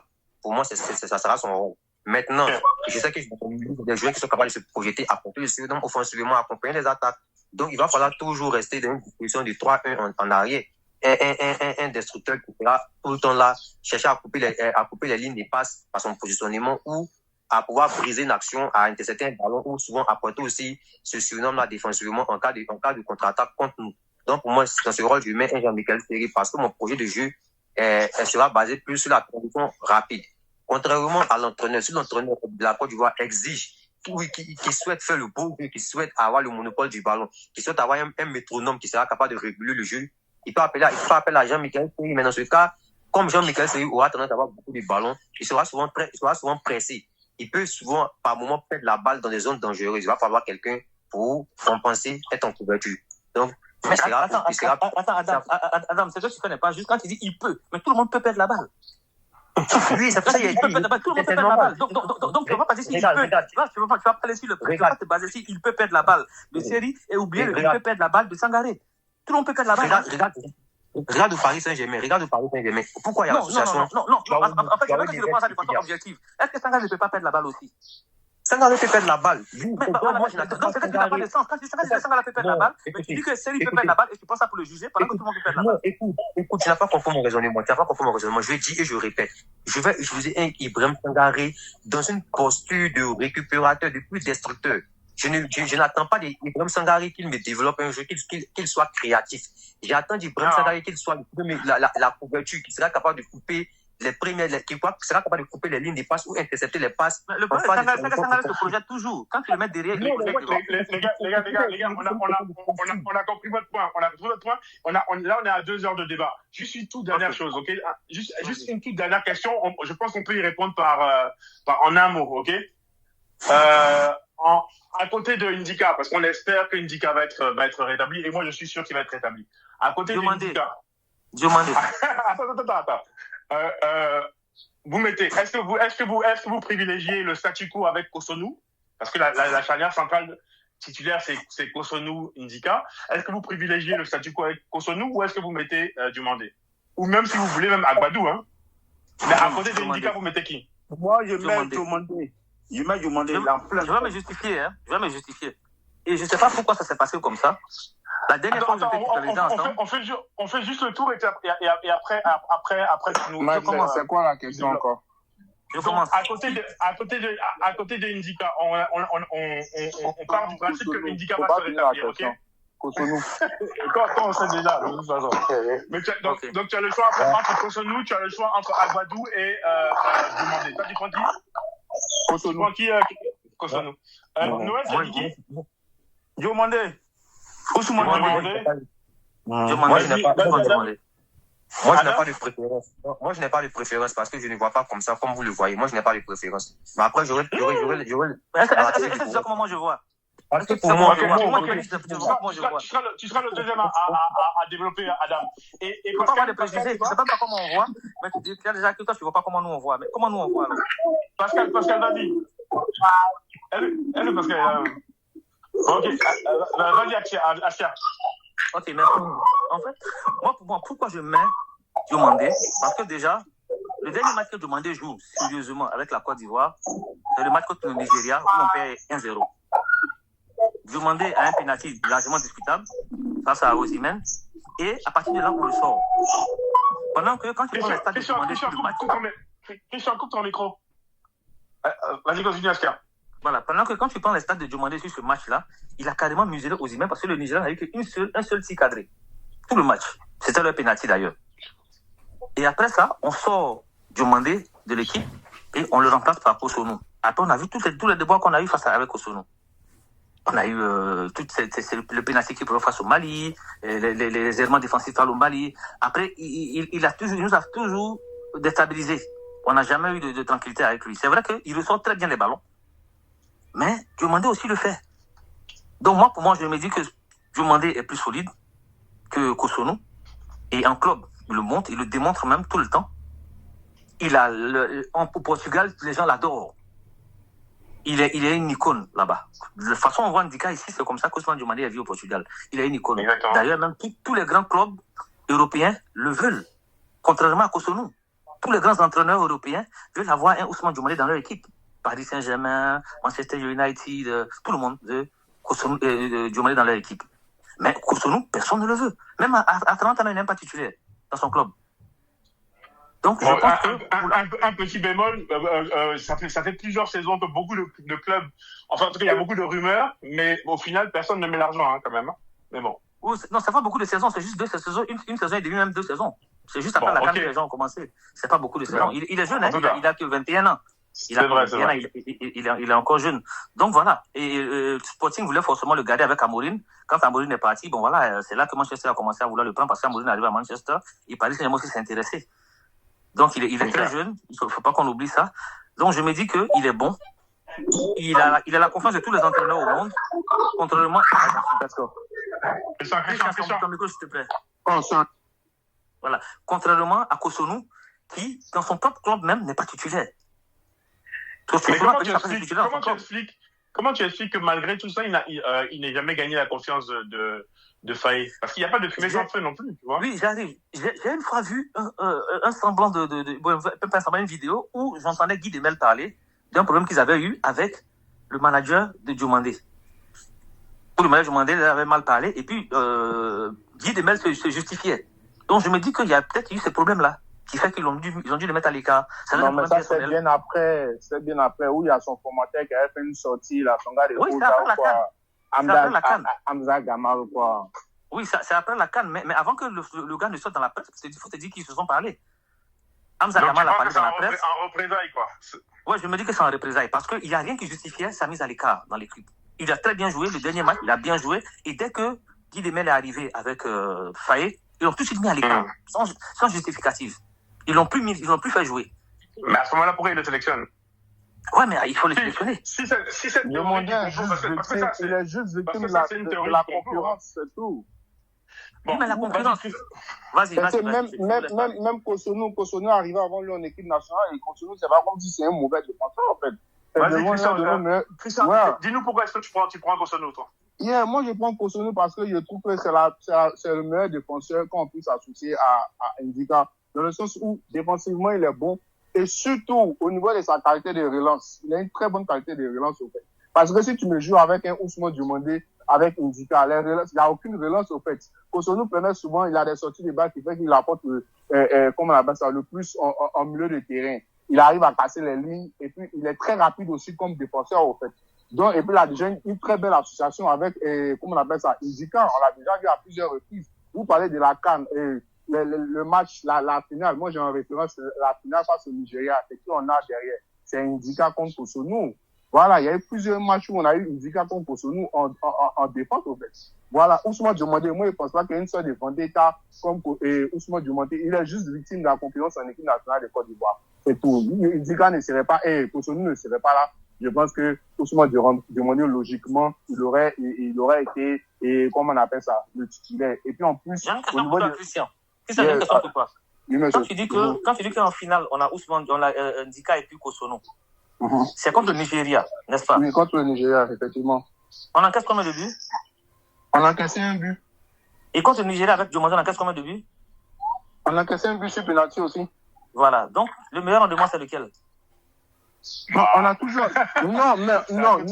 Attends, mais là, on peut pas juger, on peut pas faire un jugement. On peut pas juger sur le nombre de buts encaissés, en fait. On peut participer à la performance personnelle. Quand tu regardes le match de Cotonou face au Nigeria, il fait l'une des meilleures prestations dans le match, en fait. Voilà, c'est l'un de nos meilleurs éléments durant ce match. Même quand tu vois le match aussi face à Aide Congo, est-ce qu'on a encaissé de but? On n'a pas encaissé de but. Non. Voilà. Pourquoi je n'ai pas parlé d'Aide Congo? Le match que tu as pris en référence, qui était le Nigeria, j'ai préféré que ce soit le même adversaire pour les deux. Non, mais on a vu les passes de Cotonou dans le jeu. Je peux te prendre un exemple. Le corner sur lequel c'est un match. C'est qui rapporte le sinon au milieu du terrain et puis qui rapporte une frappe. Et puis le gardien dévie tu vois Ousmane Diomandé dans ce registre. Non. Tu vois, est-ce que tu vois Ousmane? Non, mais justement, c'est les raisons pour lesquelles... J'arrive. Il faut poser la question. Je t'ai demandé les buts encaissés. Donc, je veux qu'on parle sur l'aspect défensif d'abord. On encaisse un but face au Nigeria avec Diomandé, on encaisse un but face au Nigeria avec Kosono. Défensivement, qui a le meilleur impact défensif? Mais là, c'est sur un fait de jeu, le corner, c'est un coup de pied arrêté, au fait. Donc, je veux dire que ça n'implique pas. Ça n'implique pas. Non, moi, je ne suis pas en train de dire que Ousmane Diomandé est mauvais. Je suis en train de dire ma préférence. Pourquoi je préfère Kosono à Ousmane Diomandé. Comme tu as donné le match de référence de la finale, non, je dis que même adversaire. Voilà, j'ai pris ça en référence par rapport à son apport, au fait. Voilà. Et comme je le disais tantôt, au risque de me répéter, je dis, est-ce que tu vois Ousmane Diomandé dans ce département de fonction où pratiquement il dépasse le milieu de terrain pour apporter le surnombre, au fait. On ne voit pas. Tu joues avec Ousmane Diomandé et puis Ndika. C'est deux défenseurs qui vont rester derrière, qui ne vont pas apporter vraiment le surnombre, au fait. Alors qu'on avait la position de base, on a la domination. Donc, quand c'est comme ça, il te faut des joueurs techniques qui sont... Est-ce que je pense offensivement, nos attaquants ont besoin de nos défenseurs? Forcément. Non, mais ça dépend. Maintenant, ça peut dépendre de la physionomie du match. La tête des attaquants qu'on a, on n'a pas besoin d'avoir les défenseurs offensifs. Totalement. Nos latéraux et nos milieux de terrain le font totalement largement. Je ne disconviens pas, mais dans certains matchs, tu as besoin d'un surplus, au fait. Il y a par exemple même le match face, comme on appelle ça, le match on joue face à l'Égypte, à la dernière CAN. Voilà. C'est un match où, par exemple, on aurait dû avoir plus d'apport au fait de nos défenseurs, en fait, puisqu'on avait plus, la majorité du temps, on avait la possession du balle. Mais tu prends les buts encaissés face à l'Égypte. Qu'est-ce que Kosono a fait? Mais ça, là, moi, je continue de le dire. Je dis c'était un naufrage collectif, au fait. C'était un naufrage collectif. C'est un naufrage collectif. C'est trop facile. C'est un naufrage collectif. Quand tu vois même les buts, le collectif, c'est trop facile. C'est trop facile de cacher le collectif. Il faut le responsabiliser. Sinon, il n'est pas irresponsable quand même. Dis-nous comment tu penses, Adam. Vas-y. Moi, j'ai dit d'entrée que je ne préférais personne parce que pour moi, au football, aujourd'hui, on a d'abord ce qu'on appelle la phase de construction, la phase de création, et puis il y a la phase de finition. Donc, pour moi, lorsqu'une équipe encaisse un but, il faut se poser les bonnes questions. Comment on évolue pendant que l'adversaire est dans sa phase de construction? Comment on évolue pendant que l'adversaire est dans sa phase de création? Et comment on évolue pendant que l'adversaire est dans sa phase de finition? Donc aujourd'hui, je ne vais pas miser, je ne vais pas prioriser pour faire un thème. Moi, je vais mettre plus l'accent sur la phase défensive dans sa boue. L'équipe évolue dans les différentes phases de jeu que je viens de citer. Dans les sorties de bas de l'adversaire, depuis que l'adversaire est dans sa propre moitié des camps, comment on arrive à empêcher l'adversaire de pouvoir développer son jeu? Lorsque l'adversaire passe cette phase de construction, oui, lorsque l'adversaire passe de cette phase de construction pour arriver au milieu, ou dans la phase de création des attaques, comment on arrive à récupérer le ballon ou empêcher l'adversaire d'évoluer vers l'avant? Est-ce que tu as analysé la défense ou bien toute l'équipe? Parce qu'on parle de la défense d'abord. Est-ce que tu analyses la défense ou toute l'équipe? Pour moi, c'est ça, il dit que ma notion de défense. Pour moi, ma notion de défense, ce n'est pas 4 défenseurs. Pour moi, ma notion de défense, c'est une animation défensive. Parce que tu peux avoir les meilleurs défenseurs. Adam, le truc, c'est que oui, mais je viens. Quand tu prends le Paris Saint-Germain, tu as Marquinhos, tu as Willy Pacho, qui sont des meilleurs défenseurs d'après. Mais le match aller face au Bayern, ils encaissent 4 buts. Ça les empêche pas d'encaisser 4 buts. Quand tu vois le 4e but de Luis Diaz, il se retrouve seul, en 1 contre 1 face à Marquinhos. Marquinhos, malgré toute son expérience, malgré qu'il ne s'est pas jeté sur Luis Diaz. Luis Diaz arrive à faire la différence dans la surface. Pour dire qu'on ne peut pas mettre à responsabilité défensive sur un seul défenseur. Mais c'est l'animation défensive. Comment Luis Diaz arrive à se retrouver face à face, seul devant Marquinhos et finir l'action? C'est là la question. Ça veut dire qu'il y a c'est pour ça, Adam, que en fait, mais sauf que regarde, juste, c'est pour ça que c'est pertinent de voir, par exemple, quels sont les défenseurs qui sont, par exemple, les plus complémentaires les uns avec les autres, etc., qui ont les meilleurs automatismes. Par exemple, quelle est la meilleure charnière centrale? On prend pas juste un joueur, tu vois. En fait, en gros, qui est plus complémentaire de Ndika parmi les 3 défenseurs que nous avons, par exemple. Donc, il faut que tu donnes des noms, tout de même. Moi, c'est comme ça. Moi, aujourd'hui, je ne peux pas, je sais pas, hein, mais je n'aime pas cette analyse-là parce que pour moi, quand je regarde un match de football, je privilégie plus l'animation défensive. Mais parce que pour moi, quelle que soit la personne que tu vas mettre au côté d'Ndika, il est susceptible de faire des erreurs et d'encaisser des buts. pour moi, une défense où on se dit que non, on se retrouve face à un tel défenseur, il peut nous sortir d'affaires. Pour moi, je trouve que c'est peut-être, la probabilité, parce que pour moi, face à des attaquants de haut niveau, tels que Lamine Yamal et consorts, en 1 contre 1, ça sera vraiment problématique, quel que soit le statut du défenseur. Donc, pour moi, J'ai une question pour toi. Adams. Ok, vas-y, après, j'ai une question. Voilà, Adam, je reviens au match face à l'Égypte et le but encaissé. Parce que je demandé comment on encaisse le but face à l'Égypte. Et puis on est parti en vrai. Le premier but encaissé, où Kessié perd le ballon. Comment Cotonou se comporte? Est-ce qu'il défend debout ou il défend couché? Cotonou essaie de se mettre dans la position d'une course vers l'arrière où il veut récupérer le ballon, il veut passer devant l'attaquant, mais l'attaquant est en face du jeu. L'attaquant arrive à le prendre au niveau des appuis. Mais là n'est pas le problème. Pour faire, bon, non, il s'en met les pinceaux surtout. Non, si tu regardes regarde, il fait une le match face à la Corée. Le match face à la Corée du Sud. Non, quand tu regardes d'abord. Non, je veux pas Non, on va se disperser. On va se disperser. Le match face à la Corée, là. Quand tu regardes l'expertise goal des deux équipes, tu verras que la Corée a créé plus d'occasions. On a gagné la Corée au niveau de la réussite et de l'efficacité. Oui, mais c'est Abadou qui est là. Ça, c'est Abadou, c'est pas Cotonou. C'est pas Cotonou, c'est pas non, collectivement, on n'a pas su tenir les assauts offensifs de la part de la Corée. On va se disperser.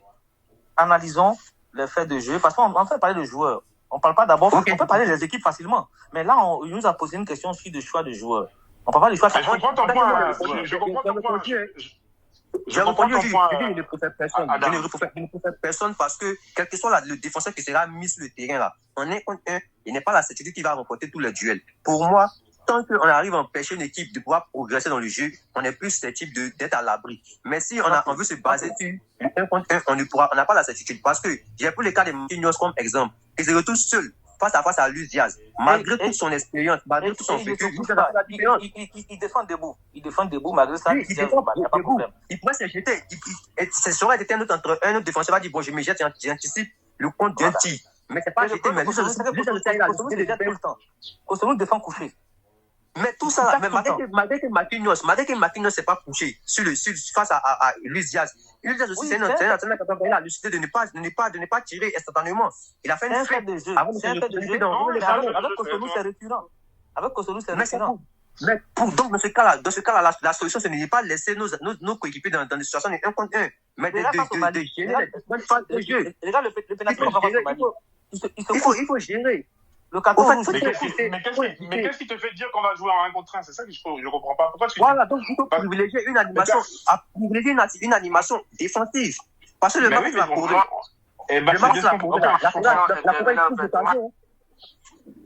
Ok, vas-y, Christian.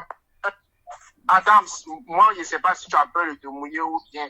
Parce que là, tu parles d'animation. Bon, non, j'arrive. Je comprends, tu parles de comment l'animation défensive va se passer et tout ça. Mais il veut dire que même là encore, il faudrait que ça se fasse avec des joueurs de qualité. Parce qu'on t'entend là, c'est comme si genre, on peut prendre un joueur du show, Boisflé ou bien de, je sais pas, la Soa, et puis du moment où il est dans un bon système, il va s'en sortir, au fait. Là, on demande clairement, au fait, c'est qui ton choix, au fait, dans les jeux qu'on a retenus, au fait. Peu importe l'animation qui est, au fait. Parce que dans les jeux qu'on a retenus, il a répondu sèchement. Il a dit, je ne préfère personne. Pour moi, je ne préfère personne. Moi, c'est comme ça. Moi, je ne préfère personne. Adam, donc si tu es proche, tu mettras aucun défenseur, c'est ça? Quel coach tu fais ton classement? Quel est le défenseur que tu mets dans l'axe?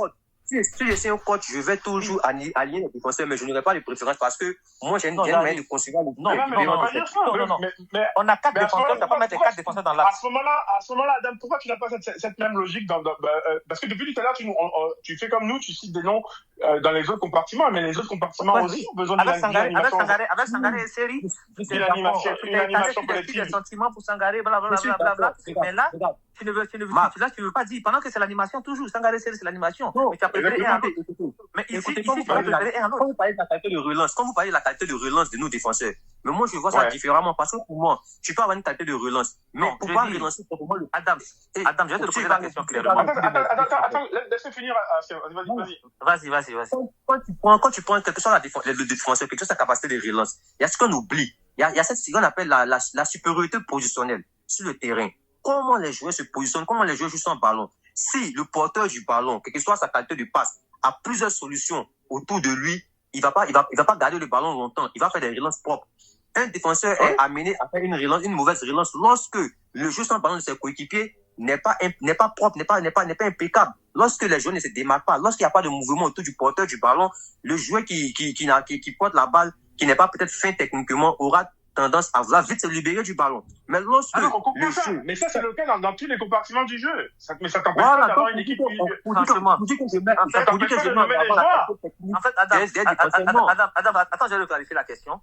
Aujourd'hui, tu es le coach de Côte d'Ivoire. Je considère que tu es failli MS. Le match a lieu demain. Voilà. On va aller demain, tu es failli MS. On va à la Coupe du Monde. On doit jouer contre l'Équateur. Tu dois composer ta défense. Quels sont les quatre défenseurs? Je mets Agbadou et Ousmane Doumbouya. C'est pas une question de choix. Comme on le dit au football. Non, c'est fini. Tu as fait ton choix. Regarde, ça s'appelle un choix. Ce que tu as fait s'appelle un choix. Donc c'est un choix. D'accord. Mais Ousmane Doumbouya, c'est fini. C'est ton choix. Je mets Agbadou, Ousmane Doumbouya. Mais c'est fini, c'est ton choix. Merci beaucoup. On n'a pas demandé ton système. On demande tes choix personnels. Tu mets qui et tu laisses qui. Tu mets Agbadou, Ousmane Doumbouya. Tu as fait un choix. On n'est pas fait de choix sans avoir un projet de jeu en tête. Ça, c'est impossible. Mais tu es obligé de faire un choix. Oh là là. Tu es obligé de faire un choix. Après ton projet de jeu, tu vas faire un choix. Tu dois animer un système, un projet de jeu. Le projet de jeu, en fait. Après ton projet de jeu, tu vas choisir des joueurs qui vont rentrer dans ton système, n'est-ce pas? Non. Tu vas pas dire en défense sur le terrain. En défense, pour moi, que ce soit Ndika, que ce soit Ousmane Doumbouya, que ce soit Agbadou, que ce soit Cotonou, les quatre entrent dans mon système de jeu. Parce que en fait, tu as déjà répondu. Tu as dit que face à l'Équateur, tu mets Agbadou et Ousmane Doumbouya. C'est fini. C'est pour ça que je n'ai pas de préférence. Aujourd'hui, je vois que Ndika est blessé, Cotonou a des pépins physiques. Je n'ai pas de truc à dire. Non, je ne vais pas mettre Agbadou et Ousmane Doumbouya. Parce que pour moi, en mettant Agbadou et Ousmane Doumbouya là, mon système ne va pas reposer simplement sur les qualités techniques individuelles, mais plus sur l'animation collective. Donc pour moi, il peut rentrer dans ton système, c'est ça, non? Il peut rentrer dans ton système, non? Les quatre interchangeables. Oui, tous les quatre sont dans ton système, mais tu penses que physiquement aujourd'hui, les deux sont à court et les autres deux sont bons physiquement. Voilà, les quatre entrent dans mon système. Donc il n'est pas de préférence. S'il te plaît, on va répondre clairement. Les quatre sont jouables, mais dans l'état physique d'aujourd'hui, là, tu estimes que c'est Agbadou et Ousmane Doumbouya qui sont physiquement prêts pour ton système, n'est-ce pas? Exactement. Mais c'est ton choix, c'est pas assumé. C'est différent d'une préférence. C'est différent d'une préférence. Les gars. Il y a cette heure, 2h18. Vas-y. 2h18, donc on a clairement terminé, ok? On a fait le tour. On a fait le tour et il nous manque juste une chose. Et franchement, honnêtement, on peut répondre, non, pas les goals aussi, il n'y a pas de débat là. Mais il peut y avoir aussi, honnêtement, il y a des débats partout. Et d'ailleurs, moi, je trouve ça rassurant, hein, ça veut dire qu'on a quand même, on a une grosse équipe. Moi, c'est ce que je répète depuis le début là. Honnêtement, on a une grosse équipe parce qu'on est capable de débattre sur chacun des postes.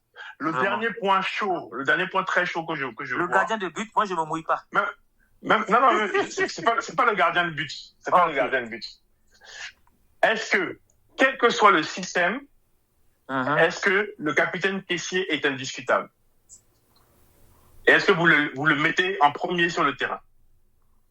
Moi, je pense que non. C'est Adam qui a répondu? Oui, je pense que non. Ok, vas-y Christian. Moi, je pense, quel que soit le système, non, je pense pas. Je pense pas qu'il est indispensable. Noël, t'es toujours là? Je pense qu'il est plus là. Attends, ok, vas-y, Askia. Rappelle ta question, pardon, je sais pas. Ok, vas-y Noël. Et je te dirai ce que j'ai demandé à Askia tantôt. Donc, quel que soit le système de jeu, que ce soit en 4-3-3, en 4-4-2, whatever, est-ce que le capitaine caissier est sur le terrain? Ok, moi, je peux répondre. C'est pas forcément. J'ai dit que c'est pas forcément que ce soit toujours. Moi, pour moi, si Kessé est dans de bonnes conditions physiques, il est obligatoirement là. Parce que Kessé, pour moi, c'est quelqu'un qui n'est pas tout en performant. Quand le jour qu'il il retrouve sa forme physique, il n'y a pas de problème. C'est une chose. Il est percutant sur le terrain. Moi, je le trouve un peu nonchalant, quoi. Donc, c'est un peu ça. D'accord. Donc, on a la Moi, même réponse. Moi, pour moi, moi, moi, si je pense que physiquement il est bon, il est obligatoirement là. moi, je pense que quand tu conçois, tu élabores un projet de jeu, la première mais ce projet de jeu, les profils de joueurs dont tu as besoin pour exprimer ton idée sur un terrain de football. Et chaque entraîneur le fait. Et chaque joueur a ses caractéristiques. Chaque milieu de terrain a ses caractéristiques, a son profil propre à lui-même. En fonction de ta philosophie de jeu, en fonction de ton projet de jeu, en fonction des profils que tu recherches, tu vas pouvoir trouver, tu vas faire cette corrélation et puis mettre les joueurs qui seront outillés pour pouvoir animer ton projet de jeu. Donc, de ce fait. Donc, Adam, le match a lieu demain. Le match a lieu demain. Toi, ton projet de jeu.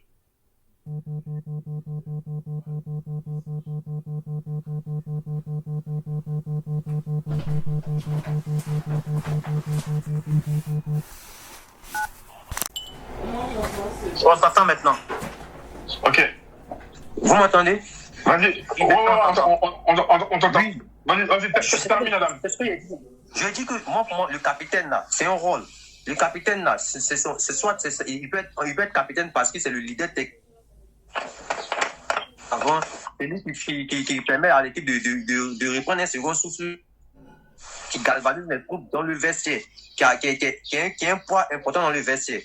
Maintenant, en fonction de ma philosophie de jeu, en fonction de ma manière, de mon projet de jeu, par rapport à une adversité, j'analyse et je regarde, je me dis, bon, si je veux poser des problèmes à l'adversaire, j'aurais besoin de tel profil de joueur pour faire telle tâche au cours du match. Est-ce que ce joueur-là est capable de le faire? Sinon, je cherche le joueur qui est mieux outillé pour pouvoir le faire.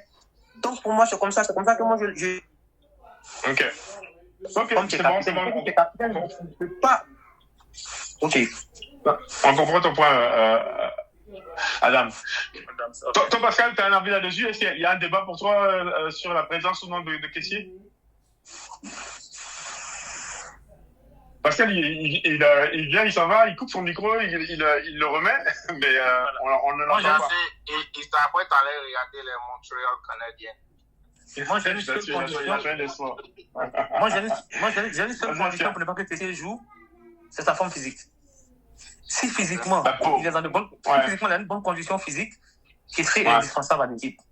Moi, je pense surtout que si on joue dans un 4-3-3, là même, il n'y a rien à dire. Voilà, qui est indispensable dans l'équipe. Si physiquement, il a une bonne condition physique, il est indispensable à l'équipe. Moi, je suis d'accord avec toi, Trisha, là-dessus. Je pense que le 4-3-3, tu sais quoi, je pense même que, déjà, effectivement, je suis d'accord avec toi que le 4-3-3, en fait, est fait pour Kessié. Et deuxièmement, je pense même que le fait que Faye ne se soit pas battu pour que Yangbo soit sélectionné, je pense que c'est précisément en fait parce qu'en fait il a totalement confiance en fait en Kessié. Si Yangbo avait été là, honnêtement la place de Kessié aurait été remise en cause, mais sérieusement. On ne sait jamais. Comment t'as dit? Il a dit ou bien la peur des Kessié, on ne sait jamais. La peur de non, ça c'est trop facile. Ouais, c'est ça. Non, je pense qu'il a complètement confiance en Kessié. Mais honnêtement, moi personnellement, si tu joues d'un 4-2-3-1 où tu as besoin d'un joueur, un milieu offensif, et que tu veux assurer un double pivot devant la défense, pour moi, Kessié ne joue pas. Pour moi, Kessié ne joue pas. C'est ça qu'il a parlé du projet de jeu. Non, on est d'accord avec toi, mais le problème, madame, tu sais quoi? Souvent dans tes avis, là, moi je suis d'accord avec toi. Le problème, c'est que tu ne prends pas position. Tu finis par. C'est-à-dire que tu as une théorie et tu as une bonne théorie du jeu, il n'y a pas de problème. Mais ensuite, au sortir de cette théorie, tu ne parles pas concrètement. Mais j'ai une question, par exemple, sur le système qu'il a donné. Est-ce que tu as regardé le match face à l'Écosse, Adams? Le match face à l'Écosse, on évoluait d'un 4-2-3-1 où Kessié était devant la défense avec Senao, avec un Benet Traoré qui jouait en 10. Voilà, mais est-ce que tu l'as trouvé mauvais? Je ne sais pas pourquoi mauvais. Moi, je ne sais pas si je comprends. Je ne dis pas que Kessié est mauvais. Ils ont posé une question précise. Est-ce que Kessié peut jouer dans tous les systèmes s'il est en forme? J'ai dit que non. Ce que je veux dire là, oui, mais est-ce que dans ce système-là, il a mal joué? Parce que tu as dans le 4-2-3-1. Et dans le 4-2-3-1 face à l'Écosse, il a tenu son poste. Le football, là, c'est une. Je dis qu'on verge. On peut ne pas être d'accord. Chacun sa manière. Il y a d'autres qui vont Il y a des entraîneurs qui vont apprendre que le football, faut être bon défensivement. Il y a des gens qui vont se dire que la meilleure défense du football, c'est l'attaque. Chacun a sa manière d'appréhender. En fait, regarde, Adam, je veux qu'on soit factuel. On ne va pas tourner autour des questions. Tout à l'heure, quand il a donné dans son système, dans le 4-3-3, où il a dit que Kessie était indispensable, tu as rétorqué pour dire non, toi, si tu joues dans un 4-2-3-1, qu'est-ce qu'on fait de Kessie? Et on a sorti tout de suite Kessie du jeu. Moi, je te dis, bon, voilà, un 4-2-3-1, Kessie a joué. Dans un 4-3-3 chez moi, je peux ne pas mettre Kessie dans le 11 de départ. Laisse-moi terminer. Attends, je termine, s'il te plaît. Tout à l'heure, quand il nous reste 3 minutes, les gars. 3 minutes. Ok, merci. Ok, je termine. Voilà. Ok, je termine. Tout à l'heure, quand Marc a dit, c'est Marc qui a dit tout à l'heure que dans un 4-3-3, Kessie est indispensable. N'est-ce pas, Marc? C'est ce que tu avais dit, non? Ouais. Ok. Et Adam a dit non, que pour lui, dans un 4-2-3-1, on doit sortir Kessie. Moi, je vais rappeler le match face à l'Écosse, où on a joué en 4-2-3-1, et Kessie a tenu la baraque avec Inao dans les deux, devant la défense. Sauf que moi par contre, je vais te rétorquer que dans un 4-2-3-1, on a déjà un double pivot avec Sangaré et Oulaï. Et c'est pour ça que Kessie n'a pas sa place. Non, mais Kessie a tenu l'Écosse. 4-2-3-1, il a tenu le milieu. Oui, sur ce match amical-là, oui. Il a fait jouer. Mais là, on parle d'équipe type. On parle d'équipe type et sur un match de compétition. Monsieur Aska, moi je vais répondre, monsieur. Dans un 4-3-3, moi si j'ai peut-être un Mali qui a collier, qui peut jouer ce rôle de box-to-box. Non, pour l'instant, on a des sélectionnés. On ne va pas parler de ceux qui ne sont pas sélectionnés. Les sélectionnés qui sont là, qu'est-ce que tu en fais? On a des sélectionnés qui sont là. Voilà, il faut qu'on soit prêt. Ok, je t'écoute. Je vais te répondre simplement. Moi, aujourd'hui, c'était les sélectionnés MS pour moi, avec le style de jeu qu'on a chaque fois. Je prends l'animation, mais moi, pour assurer cet équilibre défensif, parce que je suis de ceux qui pensent que une grande compétition se gagne avec une bonne défense. Donc, pour assurer mon équilibre défensif, je vais miser plus sur un 4-4-2 où je vais utiliser deux milieux axiaux. Moi, c'est comme ça. Et dans mes deux milieux axiaux, Kessie ne jouera pas. Il va avoir un c'est ça. On est d'accord là-dessus. On est d'accord. Tu as répondu tranquillement. Voilà, moi, je veux que tu répondes et pas toi tu expliques. Toi, tu vas expliquer avant de répondre. Non, tu réponds d'abord.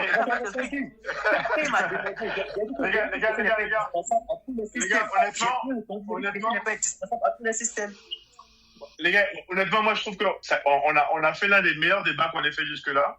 Et je pense que là, le prochain sera encore meilleur. Merci beaucoup. Donc, on va s'arrêter là. 2h30, honnêtement. C'est des événements du mondial. Exactement. On va être plus meilleur que. Exactement. Je suis vraiment content de faire partie de votre groupe. Je crois que c'est Askia qui nous a rappelé tout à l'heure que, en fait, finalement, la Coupe du Monde est dans quoi? Exactement, vraiment. La coupe du Monde est quoi? Dans un peu plus de 2 semaines, hein, gros max. Hein. C'est ça, 2 semaines. Donc, vraiment, ça approche à grands pas. Merci, les gars. Pascal n'est toujours pas là, je pense. Donc, on va. Merci à tous. Bon week-end à vous. Merci. Exactement. Et on se reparle bientôt. On reste avec l'équipe. Allez, les éléphants. Ciao. On y va. Allez, les éléphants.